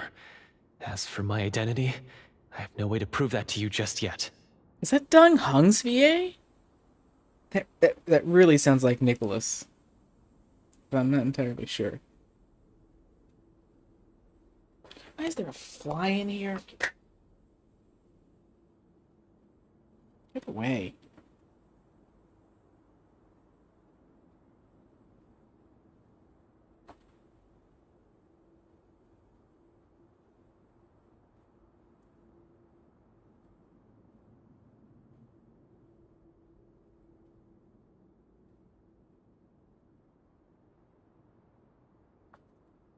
Infiltrating the capital was difficult, and finding a chance to speak with you has taken a lot out of me. I could go on, but I think we can all agree that now is not the time for details.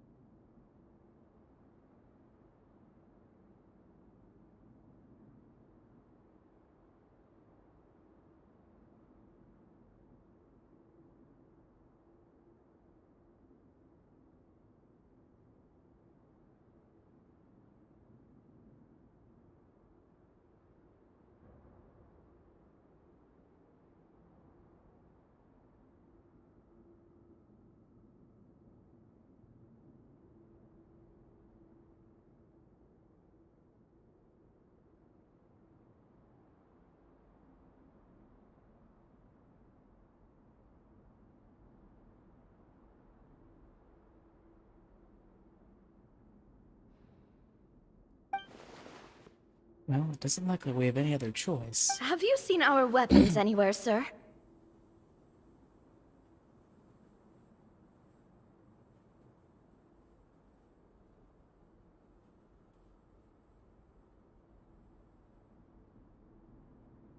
Don't worry, I brought them with me. They're just behind the door. Still, these weapons alone won't be enough to defeat the true enemy behind the scenes. His faction is too powerful. The guards are all under his control, and he's even stationed a number of golems in various rooms throughout the palace. To defeat him, you must find a secret vault. It is said that within that vault, the Marashose hunters of the past left behind a treasure with the power to defeat the sorcerer. You're not coming with us? No, I'll remain in the dungeons to deal with the guards. I'll try my best to distract them so they don't go after you. As long as my identity is not revealed, I'll be able to aid you when the final battle comes. In that case, please stay safe. Thank you for your concern. I will do my utmost. What?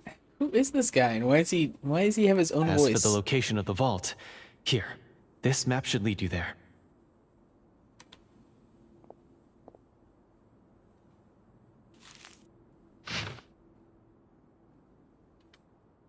Got it.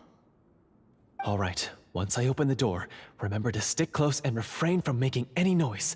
I'll lead you out of here as quickly as possible. You now have the chance to restore the honor and legacy of the Marashose hunters. So please, get out there and reclaim what's ours. That really sounds And like Downhung Be Sphere. sure to exercise caution. With the help of the guard, you successfully escape the dungeons. Your sense of despair and anxiety both seem to fade as you continue your quest.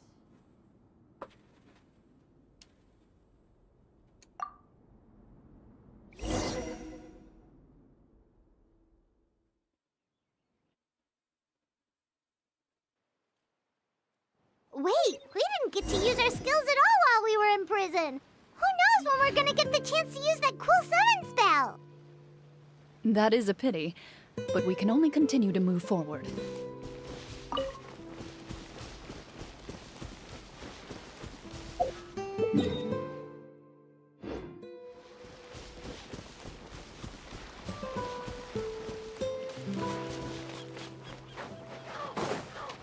Strike a pose!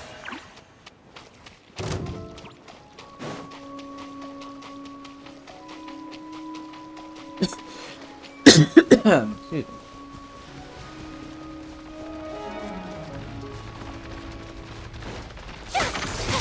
Smile! Drop the curve! Scatter! Coming at ya! A proper send-off! From the Spina with love!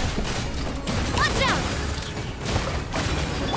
Let my name echo in song! Hard-hitting exclusive! Say cheese! I am the cutting edge of fashion!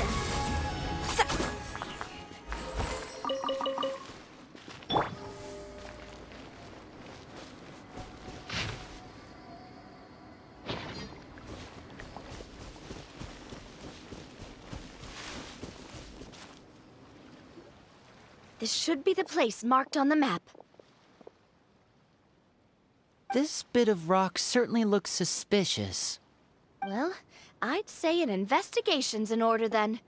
Plus, if all else fails, we can just blow it up. Kaboom. Wow, you really meant that! Before you lies a serene stretch of open water, its surface shimmering a brilliant shade of sapphire blue. Well, guess this means it's time for a swim!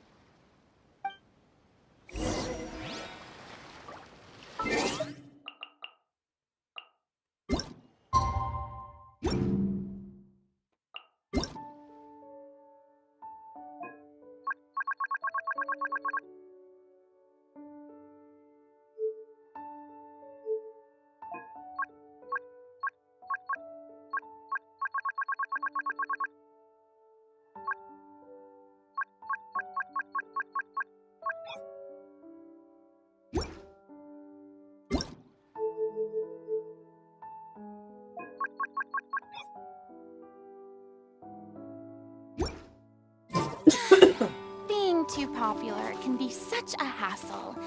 Who knew the people would adore me so much?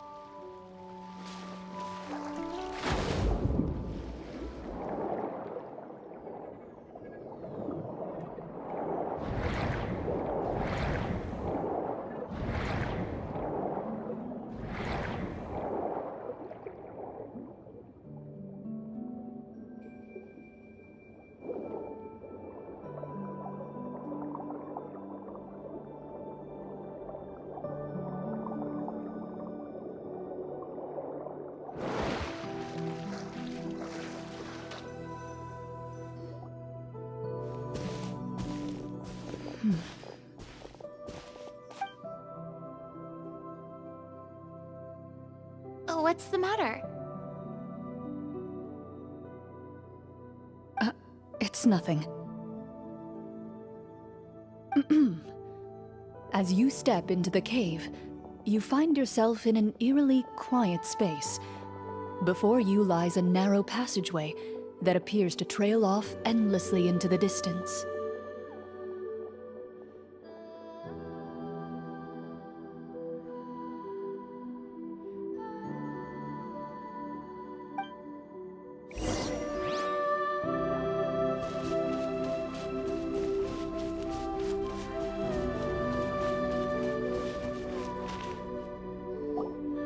Wow, this must be where the treasure is hidden.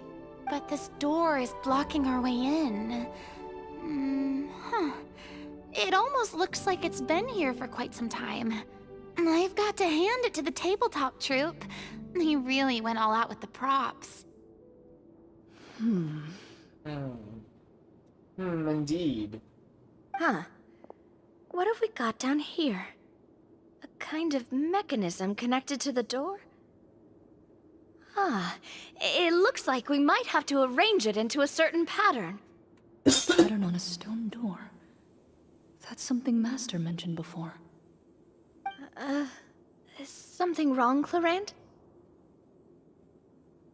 After a long, difficult journey, you finally arrive at the location indicated by your map. It appears to be an ancient site of some sort, where treasure likely awaits. Your surroundings are exceedingly quiet and serene, as if the secret that slumbers here has never once been disturbed. If you listen closely, you can almost convince yourself you can hear the sound of its calm, gentle breathing. That description makes Paimon feel kinda bad for disturbing this place. We're doing this for the sake of the people, to free them from the evil sorcerer. I say it's time for this treasure to once again see the light of day. Linny's right. We need to keep going. The future of the kingdom depends on it. The next part of the story requires us to solve the puzzle, right? Let's start exploring the area. Yes, that should be fine. Something feels off about all this. Guess I'll just have to improvise.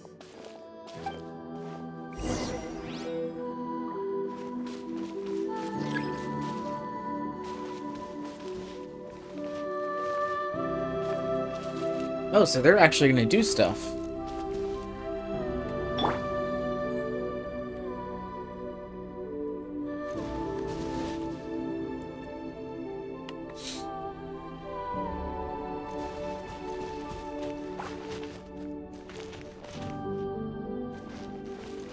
I found something!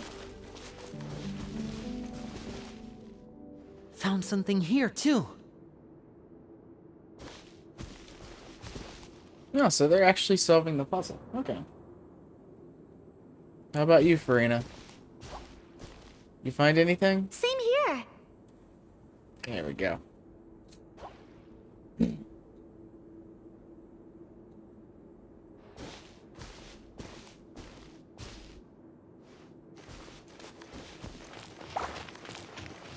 Okay.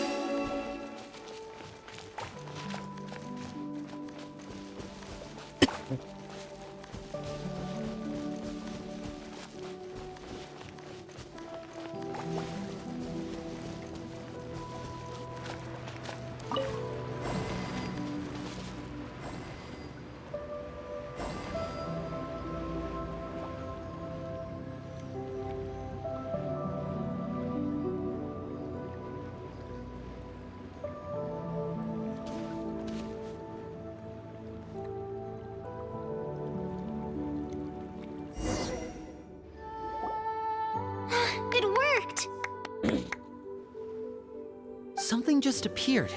Some kind of new mechanism, maybe? By solving the puzzles, you prove yourselves worthy of inheriting the secrets of the past.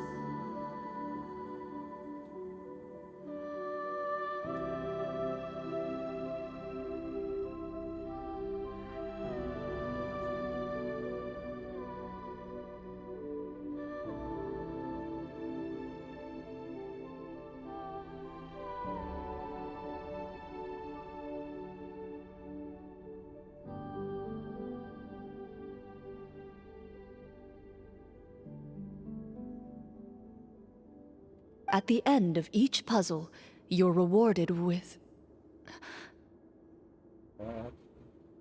What?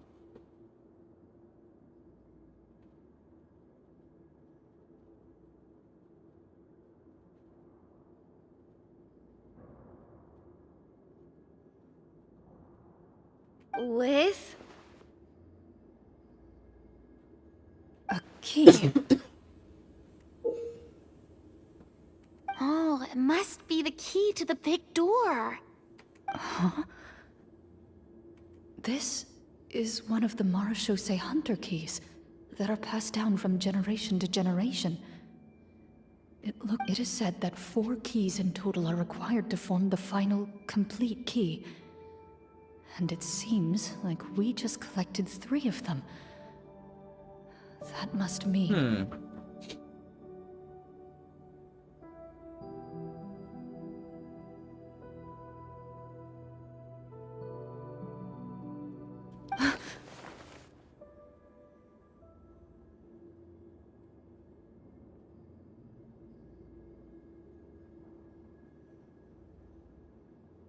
Huh? What's wrong? You hear a few strange noises.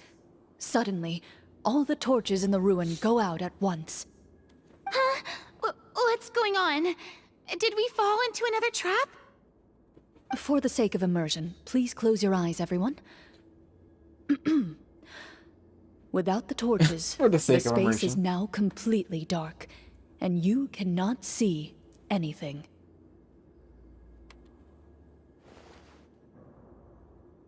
But Paimon can still see a little bit over here.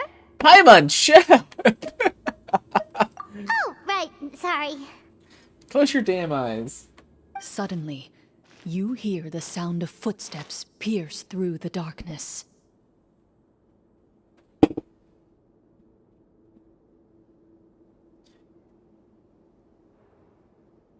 There's someone else here? Oh, this is so unsettling. I can't see anything. I've been discovered then. Wait, that voice, it's... You recognize the voice as belonging to the guard who led you to this place. It appears he now covets the treasure for himself, and has come to stake his claim. Oh, so this is just part of the script. Then I can probably relax. Well, if we can't see anything, that means we can't fight to the fullest of our abilities. Should we retreat for now? Judging by the way he's holding his sword, he must be a real Marechaussee Hunter. But this isn't part of the script.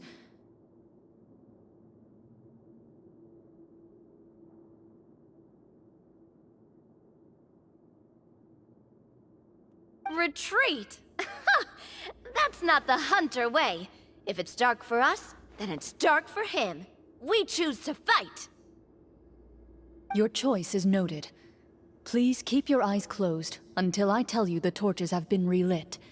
This battle will be in the dark. You got it. Well then, let us begin.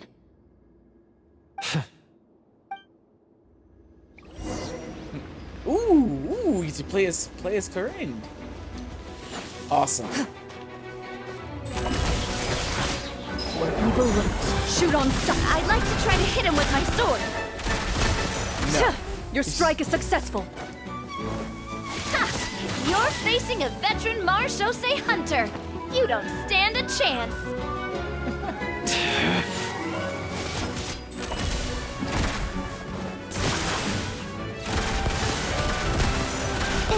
Is he still standing? Goodness, he sure has a lot of HP.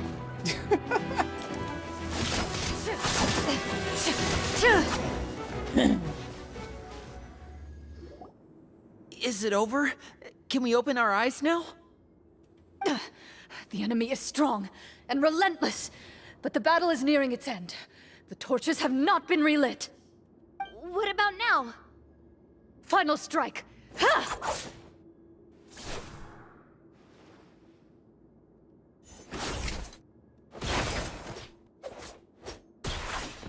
F. Oh, well, did we get him? Why isn't she answering? Glorian? Warm fire flickers across the walls once more. Your vision is now clear.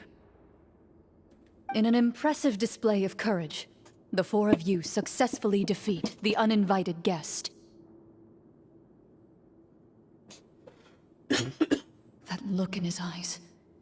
It's like he became an entirely different person as soon as I defeated him. Huh? Mr. Florian? Oh, wait. We're supposed to be role-playing. I should stay in character. Speak your name, guard. Why did you lead us here just to betray us? Is this treasure really more important to you than bringing peace to the kingdom?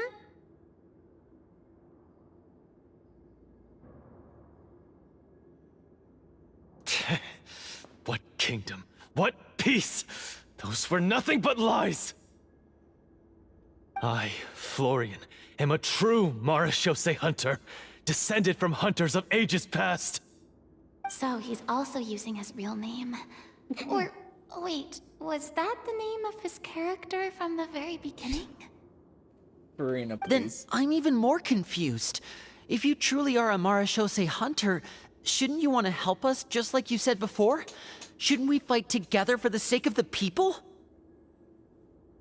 What do you know? In this day and age, there's no glory to be had as a Marechaussee hunter.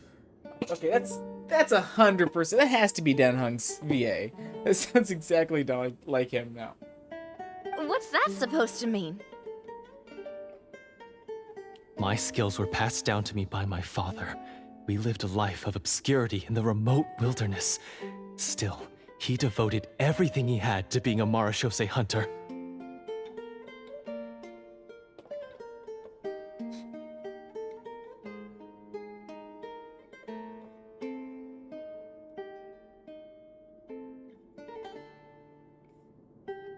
And what did he get in return? A life of poverty and pain, and a world that forgot all about him. When he died, not a single person came to mourn his passing.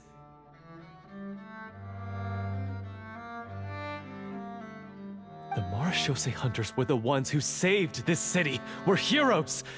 We deserved more recognition and respect than this.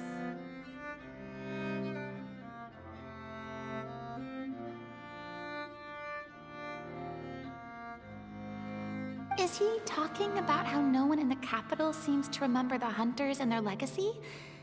I didn't expect the script to contain this level of social criticism.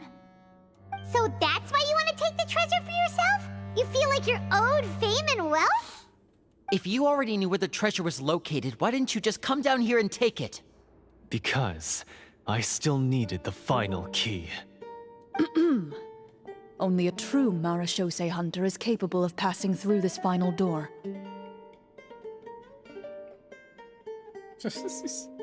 Still trying to stay in character. It's a good effort, Clarend. As someone who sought to hurt others for his own gain, Florian lost that right long ago.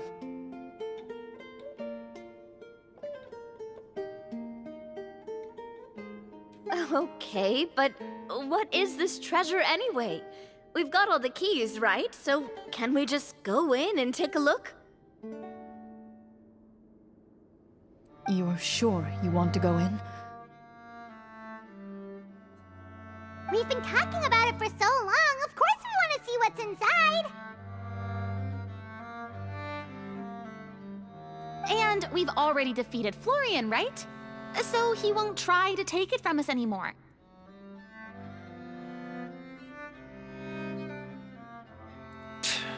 Pesky brats. Watch yourself.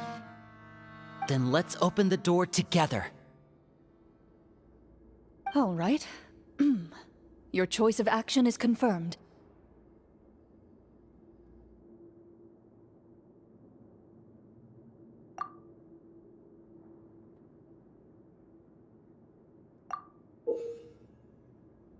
Before you, the door to the treasure, sealed and undisturbed for more than 100 years, finally swings open. You hear the shrill wail of the door hinge as it rotates for the first time after years of disuse, almost like a sleeping giant letting out an extended yawn. You get the impression that the secrets buried behind this door might be just as heavy as the sound you just heard.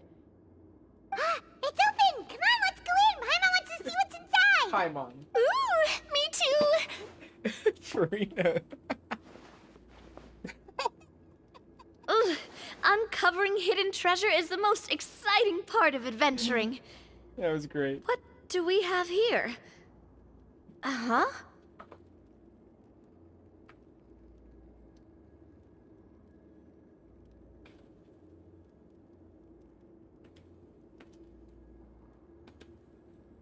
A stone tablet?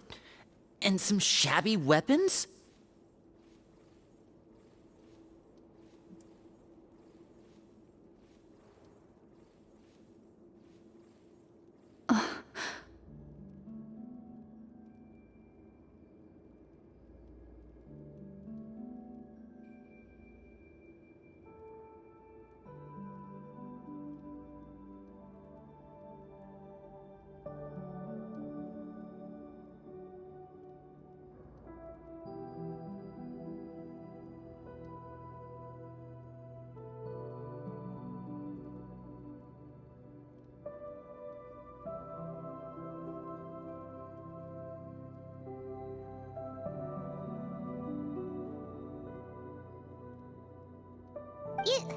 You call this a treasure vault?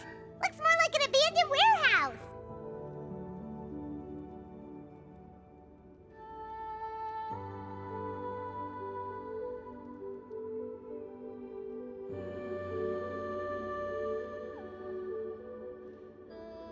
Maybe the troop ran out of budget at the end? They provided a super immersive experience at the beginning only to drop the ball at the most important part? They could have at least filled this place with cardboard Mora or something! Typical game devs. Wait, I get it now. Paimon, this is the real Marachose Hunter treasure. Huh? This is it? The Marachose Hunter treasure is just a stone slab and some broken swords? I can't believe it. I refuse to believe it!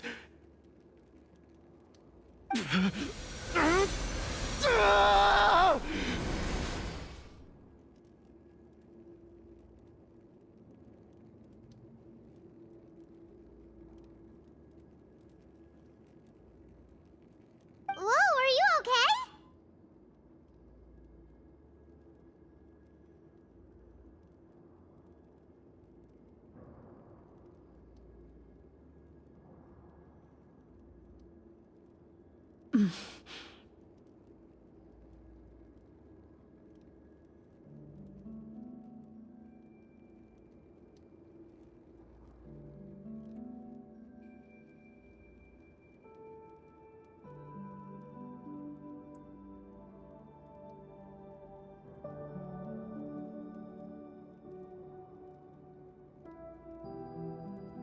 The Marachose hunter before you appears to suffer a serious mental breakdown.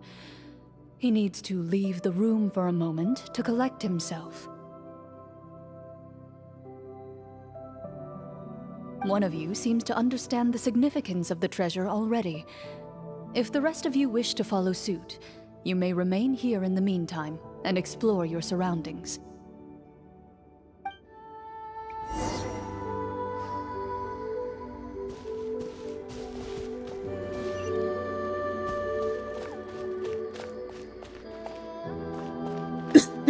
Gasp, I'm playing as Clarine and Lumine is still here.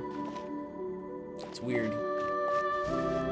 The old and broken weapons.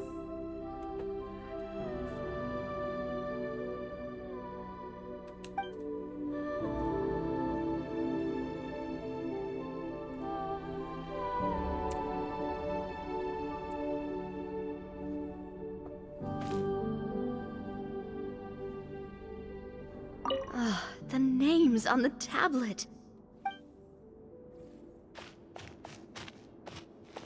Why can't I speak to Lumine? What is the treasure supposed to be? Walter.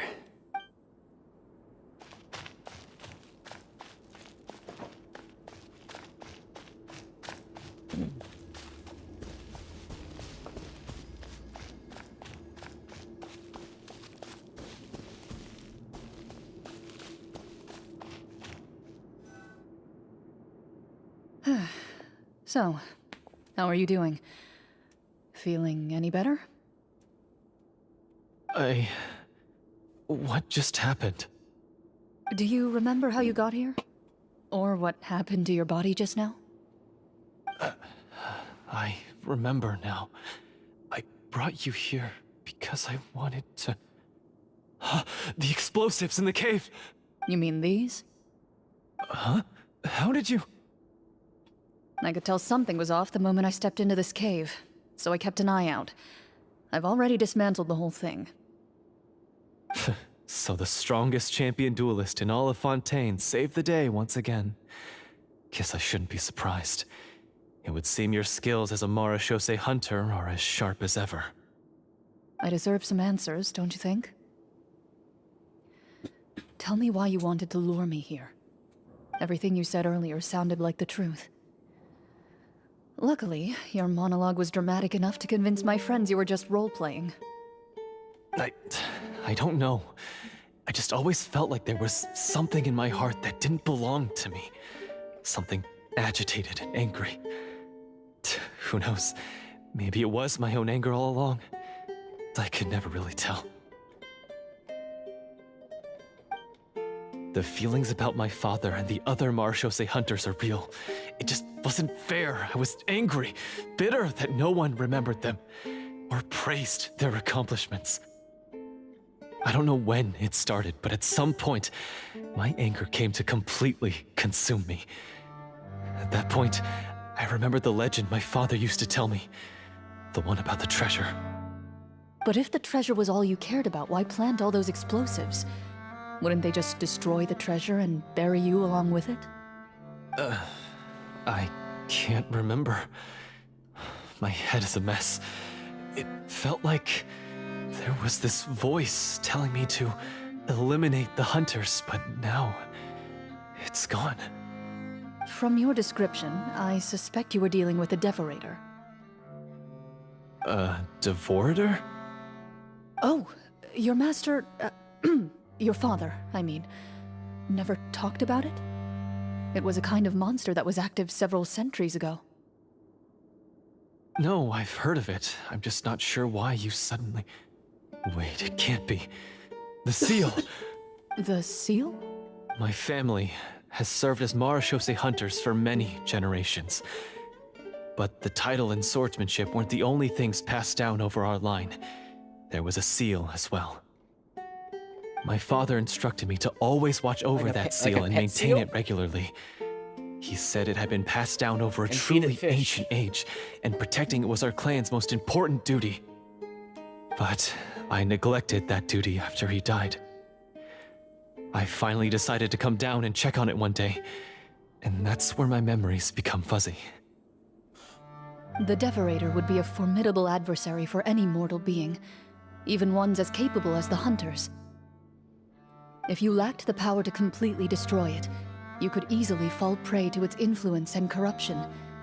In light of this, some Marechaussee hunters chose to seal the Devorator away, in the hopes that a permanent solution would come with the passage of time. I heard it has the power to amplify the obsessions and desires in people's hearts, to the point where they overtake you entirely. It would seem I'm not just lacking in skill with a blade, but in mental fortitude as well. And yet, you were able to retrieve 3 of the 4 keys. If I remember correctly, each was entrusted to a respected and capable hunter. How did you manage it? One of them belonged to my father. The second I stole from a different hunter. And the third was one that I snatched while the person was on the way home from the tavern. I nearly died in that alley.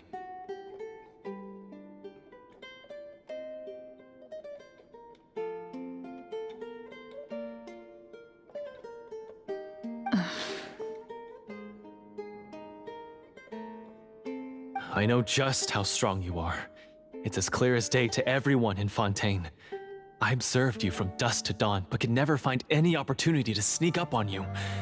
I never even saw you drink a single glass of liquor.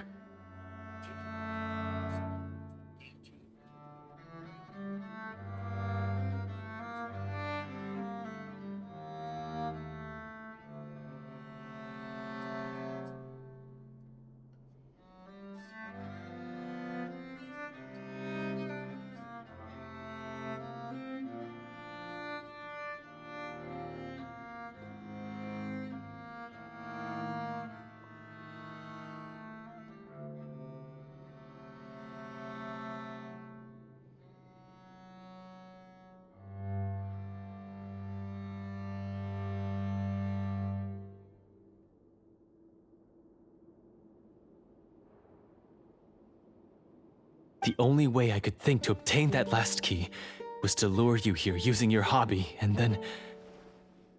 Oh, I get it now. That monster, it wanted to bury you here alongside the treasure. I won't comment on anything else, but the script was good. Well, I did pour my heart and soul into it. The stories my father used to tell me about the glory of the heroic Marechaussee hunters, and how they came to be forgotten. It's more than just a story.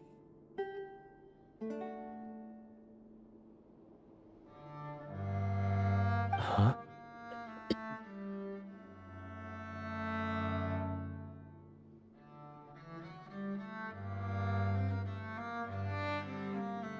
You're proud to be a hunter.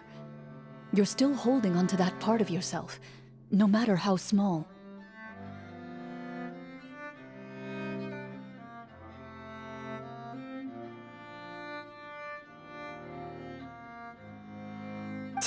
I have done so many despicable things.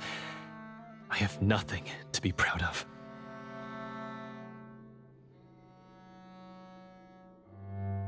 Then explain the purpose of the evil sorcerer in your story. Isn't he the true antagonist? The one who sought nothing but his own gain, and used the people as pawns to attain it? In your heart of hearts, he was the one you truly wanted to defeat. But I've already tainted my sword. I no longer have any right to... Wake up, Florian. Remember how you introduced yourself earlier. Do you really think the hunters acted out of a desire for honor and glory? Or to be loved and acknowledged by the people? What did your father teach you about our order?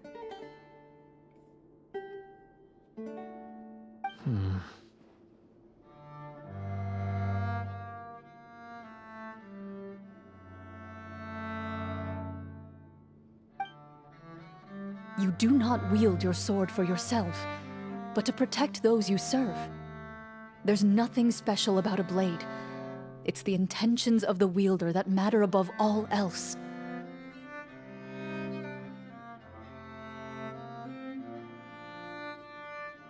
Do you still not understand? Even after seeing the treasure for yourself? The contents of that room, they represent the true legacy the hunters left behind.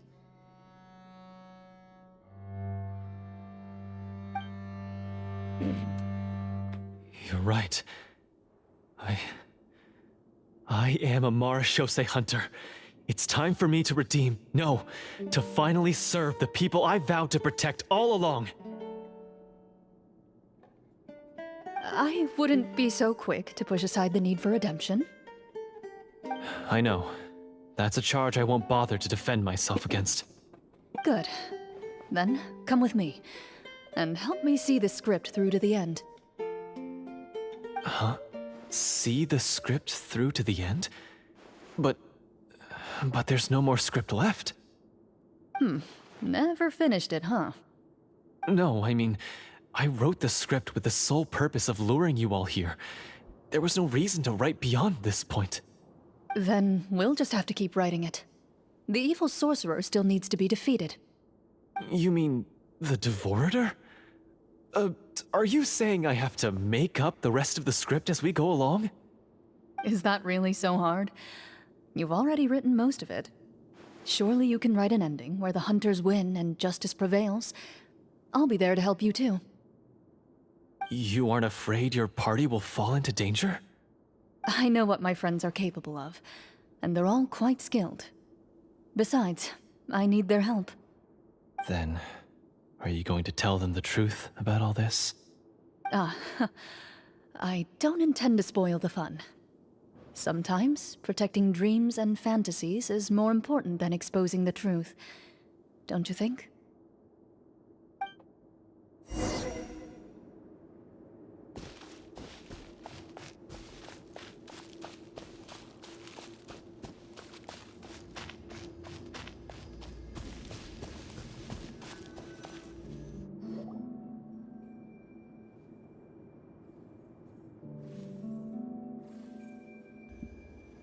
They're back!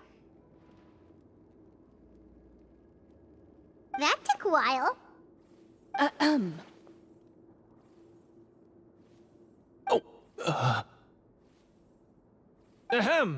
My fellow Marashose hunters, please forgive me, for I have sinned. Tone it down. Sorry. After crossing swords with you and witnessing your courage in battle, I've rediscovered my true self and regained my pride as a Marashose hunter. Oh, do I smell a redemption arc? I confess, I was brainwashed by the evil sorcerer. He asked me to lure you here so he could bury you in this cave. That little... Wait, you're saying all of that wasn't you, but the evil sorcerer? That's right. He's adept at manipulating the hearts and minds of the people. I fell under his influence because I did not possess a strong enough sense of will. Huh. And how are you going to prove that you're a changed man? We're not going to fall for the same trap twice. To be perfectly honest, I only came to my senses after seeing the treasure. It reminded me of my father's past teachings. The treasure was actually... The names of all the Marashose hunters from ages past and their weapons? Wait, you already know? Of course. Don't underestimate a veteran role player's exploration skills. Oh, wait, I mean Marashose hunter Navia's exploration skills. We just finished reading through the content of the stone tablet. That tablet recorded the lives of some fascinating people. For example, this Marashose hunter called Est. She inherited the responsibilities of the Golden Hunter and passed judgment on many people. But in private, she had a very easygoing personality. Her favorite pastime was singing and dancing with her friends, and she was said to have a beautiful voice. So, she was just like you. Oh, you really think so? Aww. Well, when you put it that way, I suppose I also have a few things in common with this Walter. Working as an executioner, he supposedly used a countless number of tricks to confound his enemies in battle. Oh, if only I could have seen the feats of magic he pulled off back then.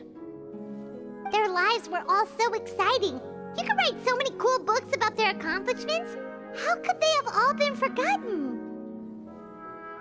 Because they chose to be. To hunt monsters that only appear in the shadows, you must also operate in the dark. To be a marechaussee hunter is to willingly give up on wealth and fame. Then this stone tablet must have been left behind by their companions. That's right.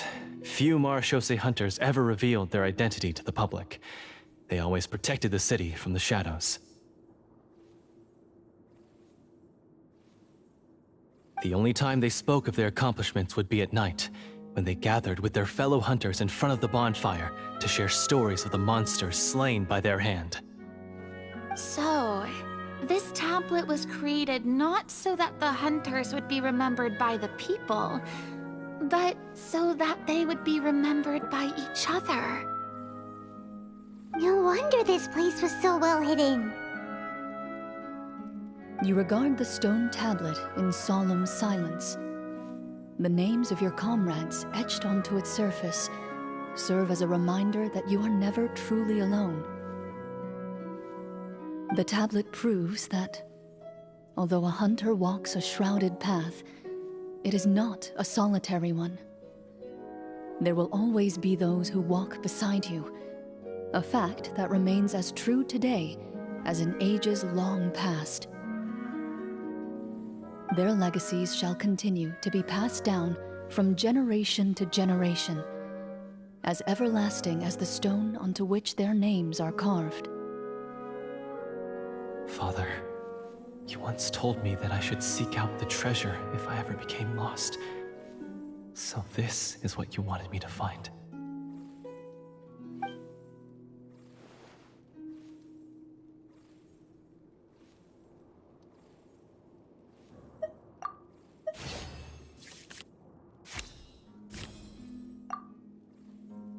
His eyes are sincere, and his words ring true. You can tell that every word he spoke just now came from the bottom of his heart. I implore you, everyone, please give me a chance to make up for all I've done. Allow me to fight alongside you and defeat the evil sorcerer that threatens the peace and prosperity of everyone in this kingdom. In the basement. Well, I say we let you join. Sounds good to me too. Everyone makes mistakes. What matters is what you do to make up for them. I have no objections, but Mr. Florian, do you even know how to defeat the evil sorcerer?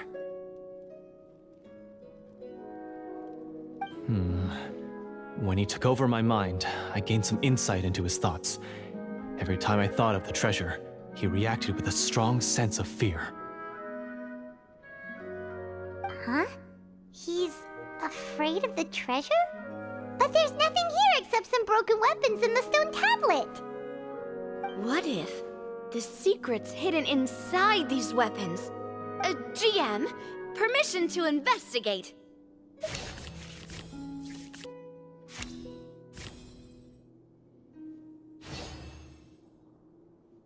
At first glance, the weapons appear absolutely ordinary.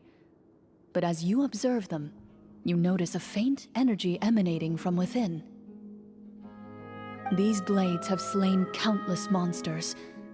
Though it's been a long time since they were used in battle, their edges remain sharp, as if they're simply waiting for the next worthy hunter to carry on their legacy.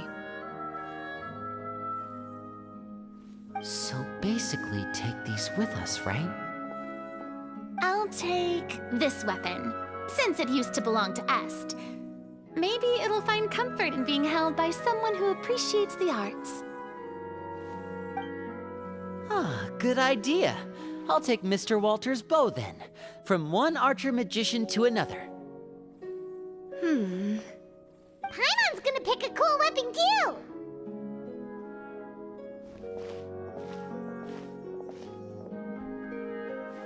As you grip your weapons, you can almost feel the will of past hunters coursing through your being. It's a feeling of courage, determination, a silent vow passed down from generation to generation that says, eradicate the monsters, no matter the cost.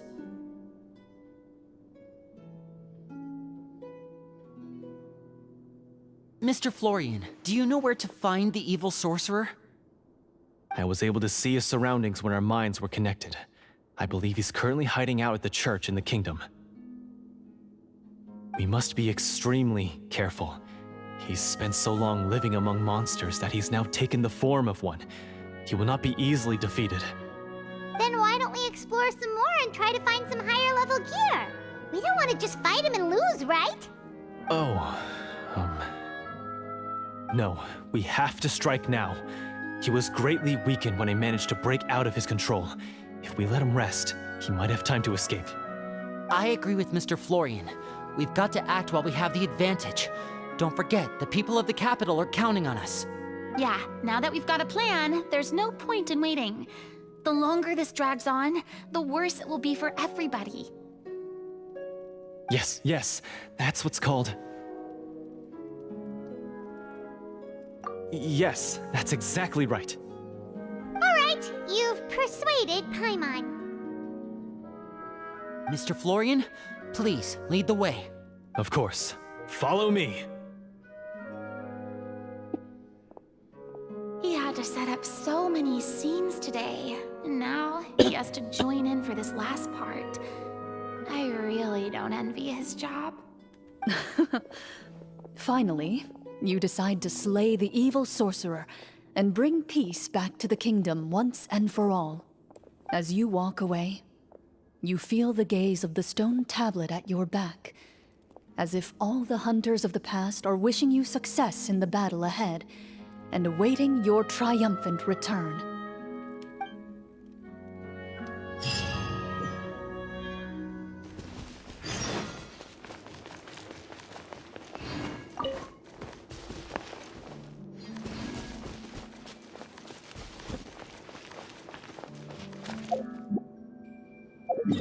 This is a long character quest. Normally they're only about 2 hours. And so we're going up here.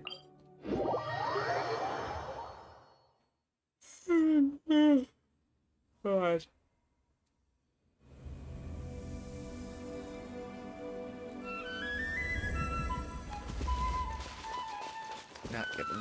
Did not get a lot of sleep last night.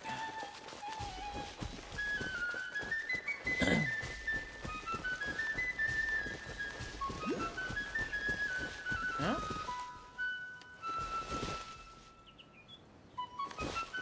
Oh, I guess I never did this.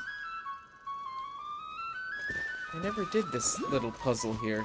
Never got around to it. I'll have to make a note to come back here. Finally, you arrive at the church Florian described. As you approach, an ominous aura surrounds you. You get the sense that your enemy is close at hand. How strange. This uneasy feeling seems so real. How did they manage that? Now, it is time for the final battle. Let's go!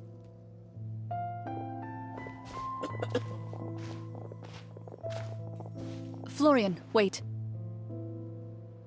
What's wrong? I think you should wait outside. You've already been corrupted by the Devorator once. It could easily re-enter your mind and take control of your body. I don't think it's a good idea for you to be this close. If it corrupts you again, it's possible you might take on a new form entirely.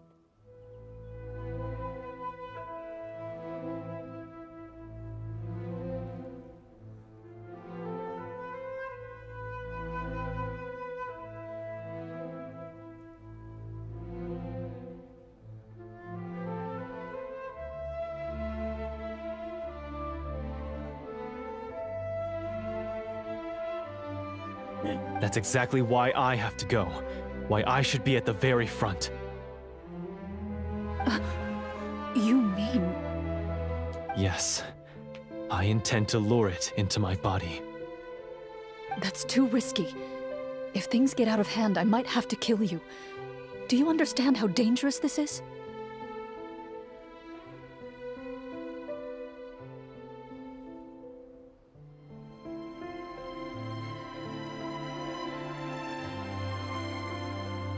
I understand, but if I do this, you'll have a clear and visible target.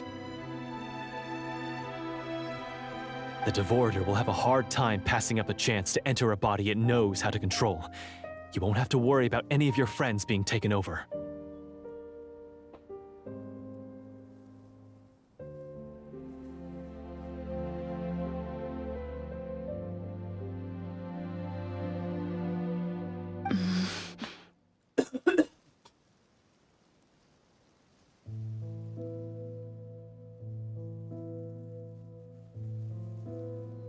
You're not like me, Miss Clorand.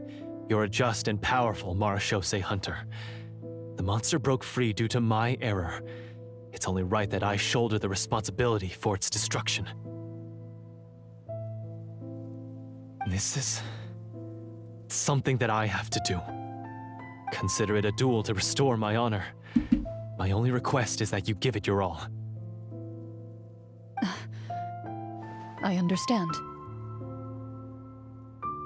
Then, as a champion duelist, I hereby accept your request for a duel, and extend to you my most sincere regards. Thank you. The battle is now upon us. Let the Devorator once again tremble under the blade of the Marechaussee hunters.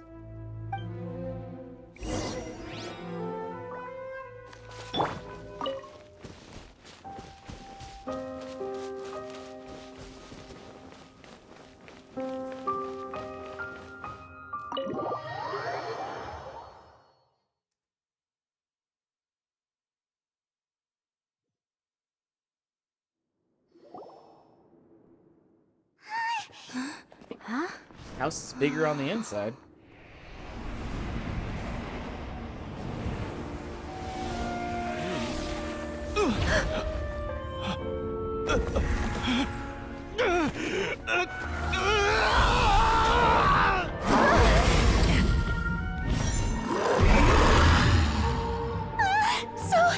So lifelike!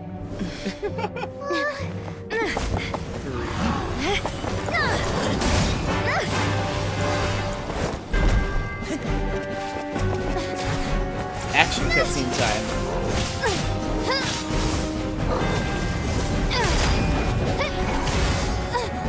Nice.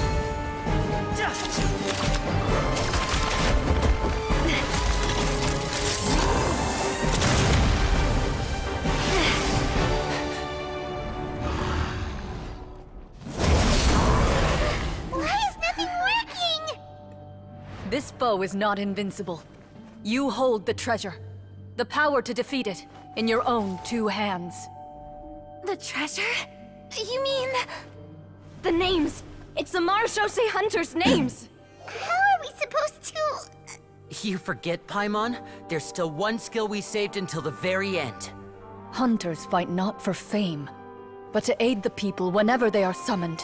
Walter the Marechaussee Hunter, master of 1,000 tricks, executioner of the Phantom Hunters, I call for aid! Est, the Marechaussee Green is Hunter, inheritor of Cassiodor's will, judge of the Shadow Hunters. Answer my call!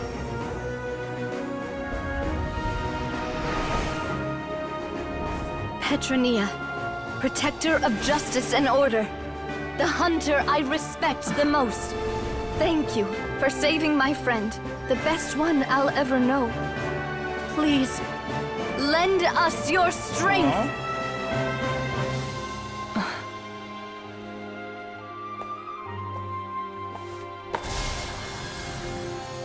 We have come to answer your summons.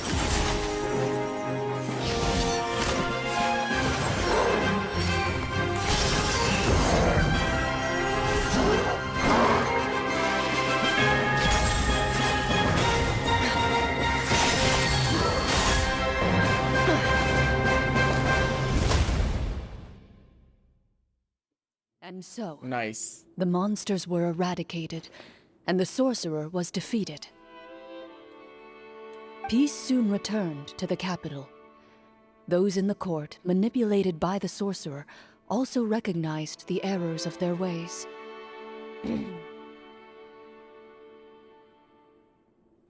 Some remembered the names of the heroes who saved their kingdom, but others simply continued their lives none the wiser.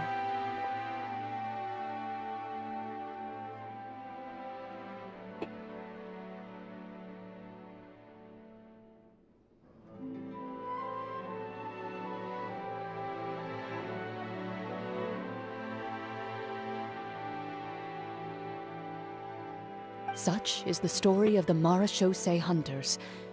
They pursue the phantoms in the darkness and exterminate all who pose a threat. They will always protect the city and those within it, even should all memory of their accomplishments be forgotten by the very people they serve. I'm assuming we've finally reached the end of the script. Yes, you've reached one of the better endings. It's a pretty solid story overall. I thought it was just an ordinary adventure at first, but the further we got into it, the more impressed I became with the production and the plot. That final battle especially! All the effects were super realistic. Oh, right. Yeah, totally. That's a really good point. I never expected the weapons we picked up from that vault would have that kind of effect. Yeah, mine nearly scared the daylights out of me when it started glowing. I took a good look at it after we got out, but I don't think it ever lit up again. Oh, we should probably give these props back, right? I'll just leave mine here. Did you have a good time? Of course! Let me know if another script like this comes around. Sure, no problem. Then I'll head back for now. I think I need some time to fully digest everything that just happened. Once Mr. Florian is awake, please pass on my regards to him. He must be extremely exhausted to have passed out cold like that. You're right. He's had a lot to deal with. Well, see you all some other time. Toodaloo!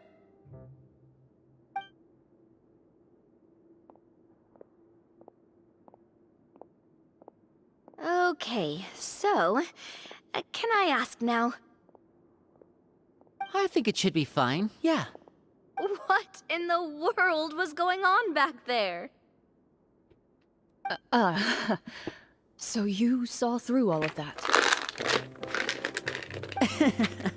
That time in the cave when you told us to close our eyes, it'd be weirder if we didn't notice anything.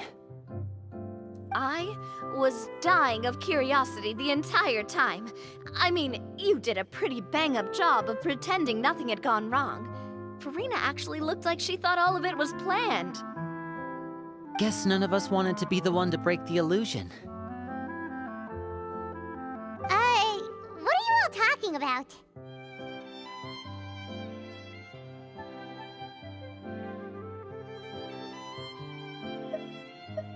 Oh, wait. Don't tell me you never... Ugh, this is all my fault. It's not too late to cover your ears. Here, partner, I'll do it for you. Bit late for that, don't you think? You're saying everything that happened back there wasn't actually part of the script? It's probably more accurate to say this was never a real scripted story to begin with. What? So loud. My head. Hey, you! Get up right now and explain yourself! No shaking, please! Oh, my head.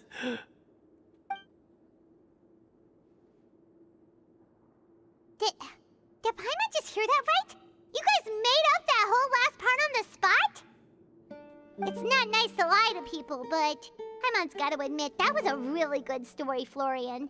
Oh, and nice improvisation, Florian! Yeah, it was like watching a magician improvise a spectacular magic trick after forgetting an important prop. If Paimon knew something was wrong with that vault, she would have floated straight in the opposite direction. Everything was under control. As if you've ever described a situation as being out of control. I'm pretty sure any situation you consider to be easy to handle would scare a reasonable person half to death. Guess I'm just used to it. You must run into a lot of unexpected situations then. That explains why you're so good at coming up with things on the spot. As for you, Florian, I know there's no excuse for what I did. I'll turn myself into the guards at once, confess my crimes, and accept any punishment that comes my way. I would say you've already suffered more than enough. What? You may have been blinded by fame and fortune in the beginning, but your actions during the final battle had proven you to be a true Marechaussee hunter.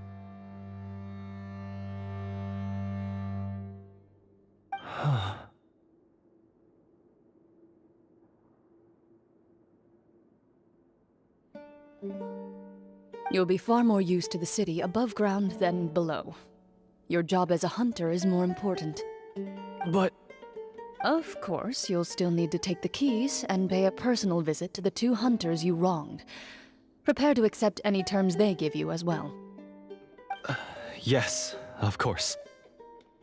As far as I'm concerned, though, your showing in the duel was enough to prove your honor.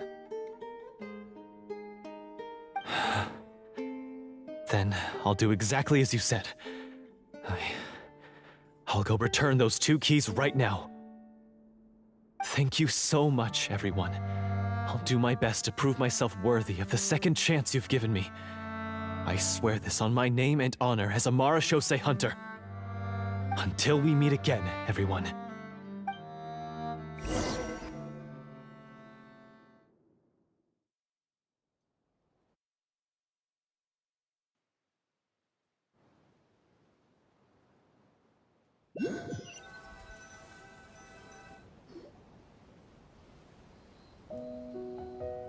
Speaking of Marechaussee hunters, what should we do about the treasure in that cave? Leave it be. Are you sure? We could show it to people, make it so that the hunters are remembered. Don't you want that? No. Every name on that tablet made the same choice. All hunters know what the path entails. I am no exception. My identity as a Marechaussee hunter is not something I need people to remember. I wish only to be recognized as a champion duelist. Nothing more. That's certainly very different from the path of a magician. Still, I admire your decision. Wait! I just remembered something.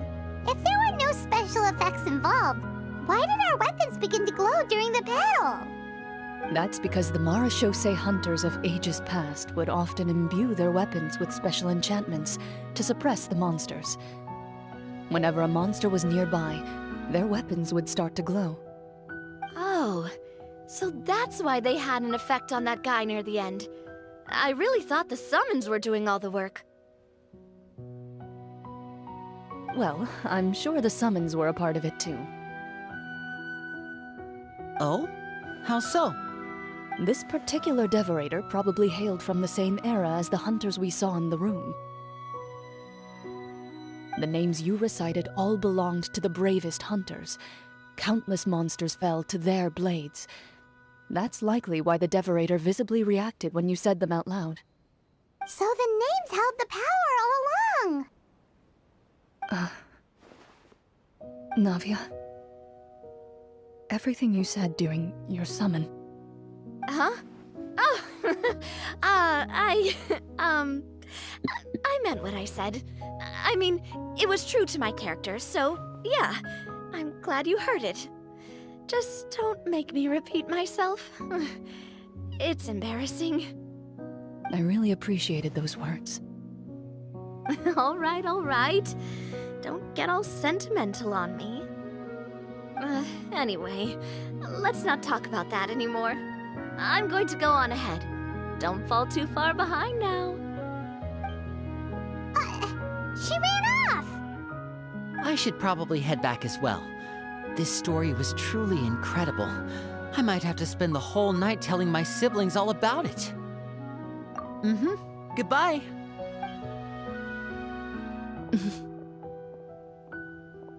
Traveler, should your name and deeds be forgotten, what do you think the significance of your journey will be? I suppose the significance would be the journey itself and the world we helped create. There's still value in the time I shared with everyone here, in the things we were able to accomplish, even if no one remembers them. Yay, please give us more Lumion A great lemons. answer. I'll remember it. Me? The Marachose hunter says nothing in response to that question. Perhaps her answer lies in her silence. An unspoken vow left to echo through the night. The path she walks needs no explanation.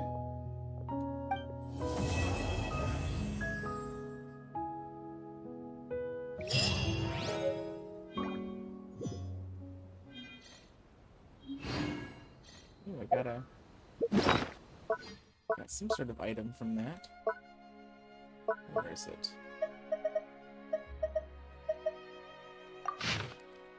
Oh, cool. Can display the character arc. Our character art.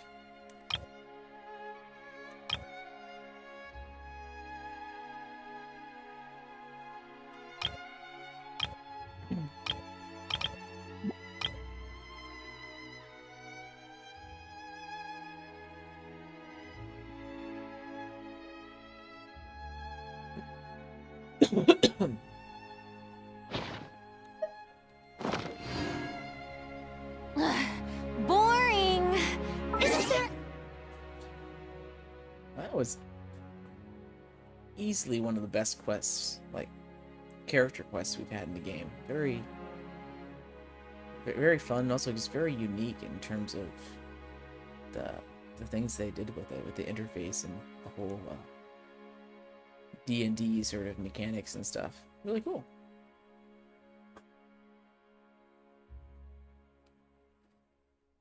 Anyway, I think I'm gonna head off. So yeah, I think I'm gonna head off and get some dinner. So thank you all for joining, and have a good evening.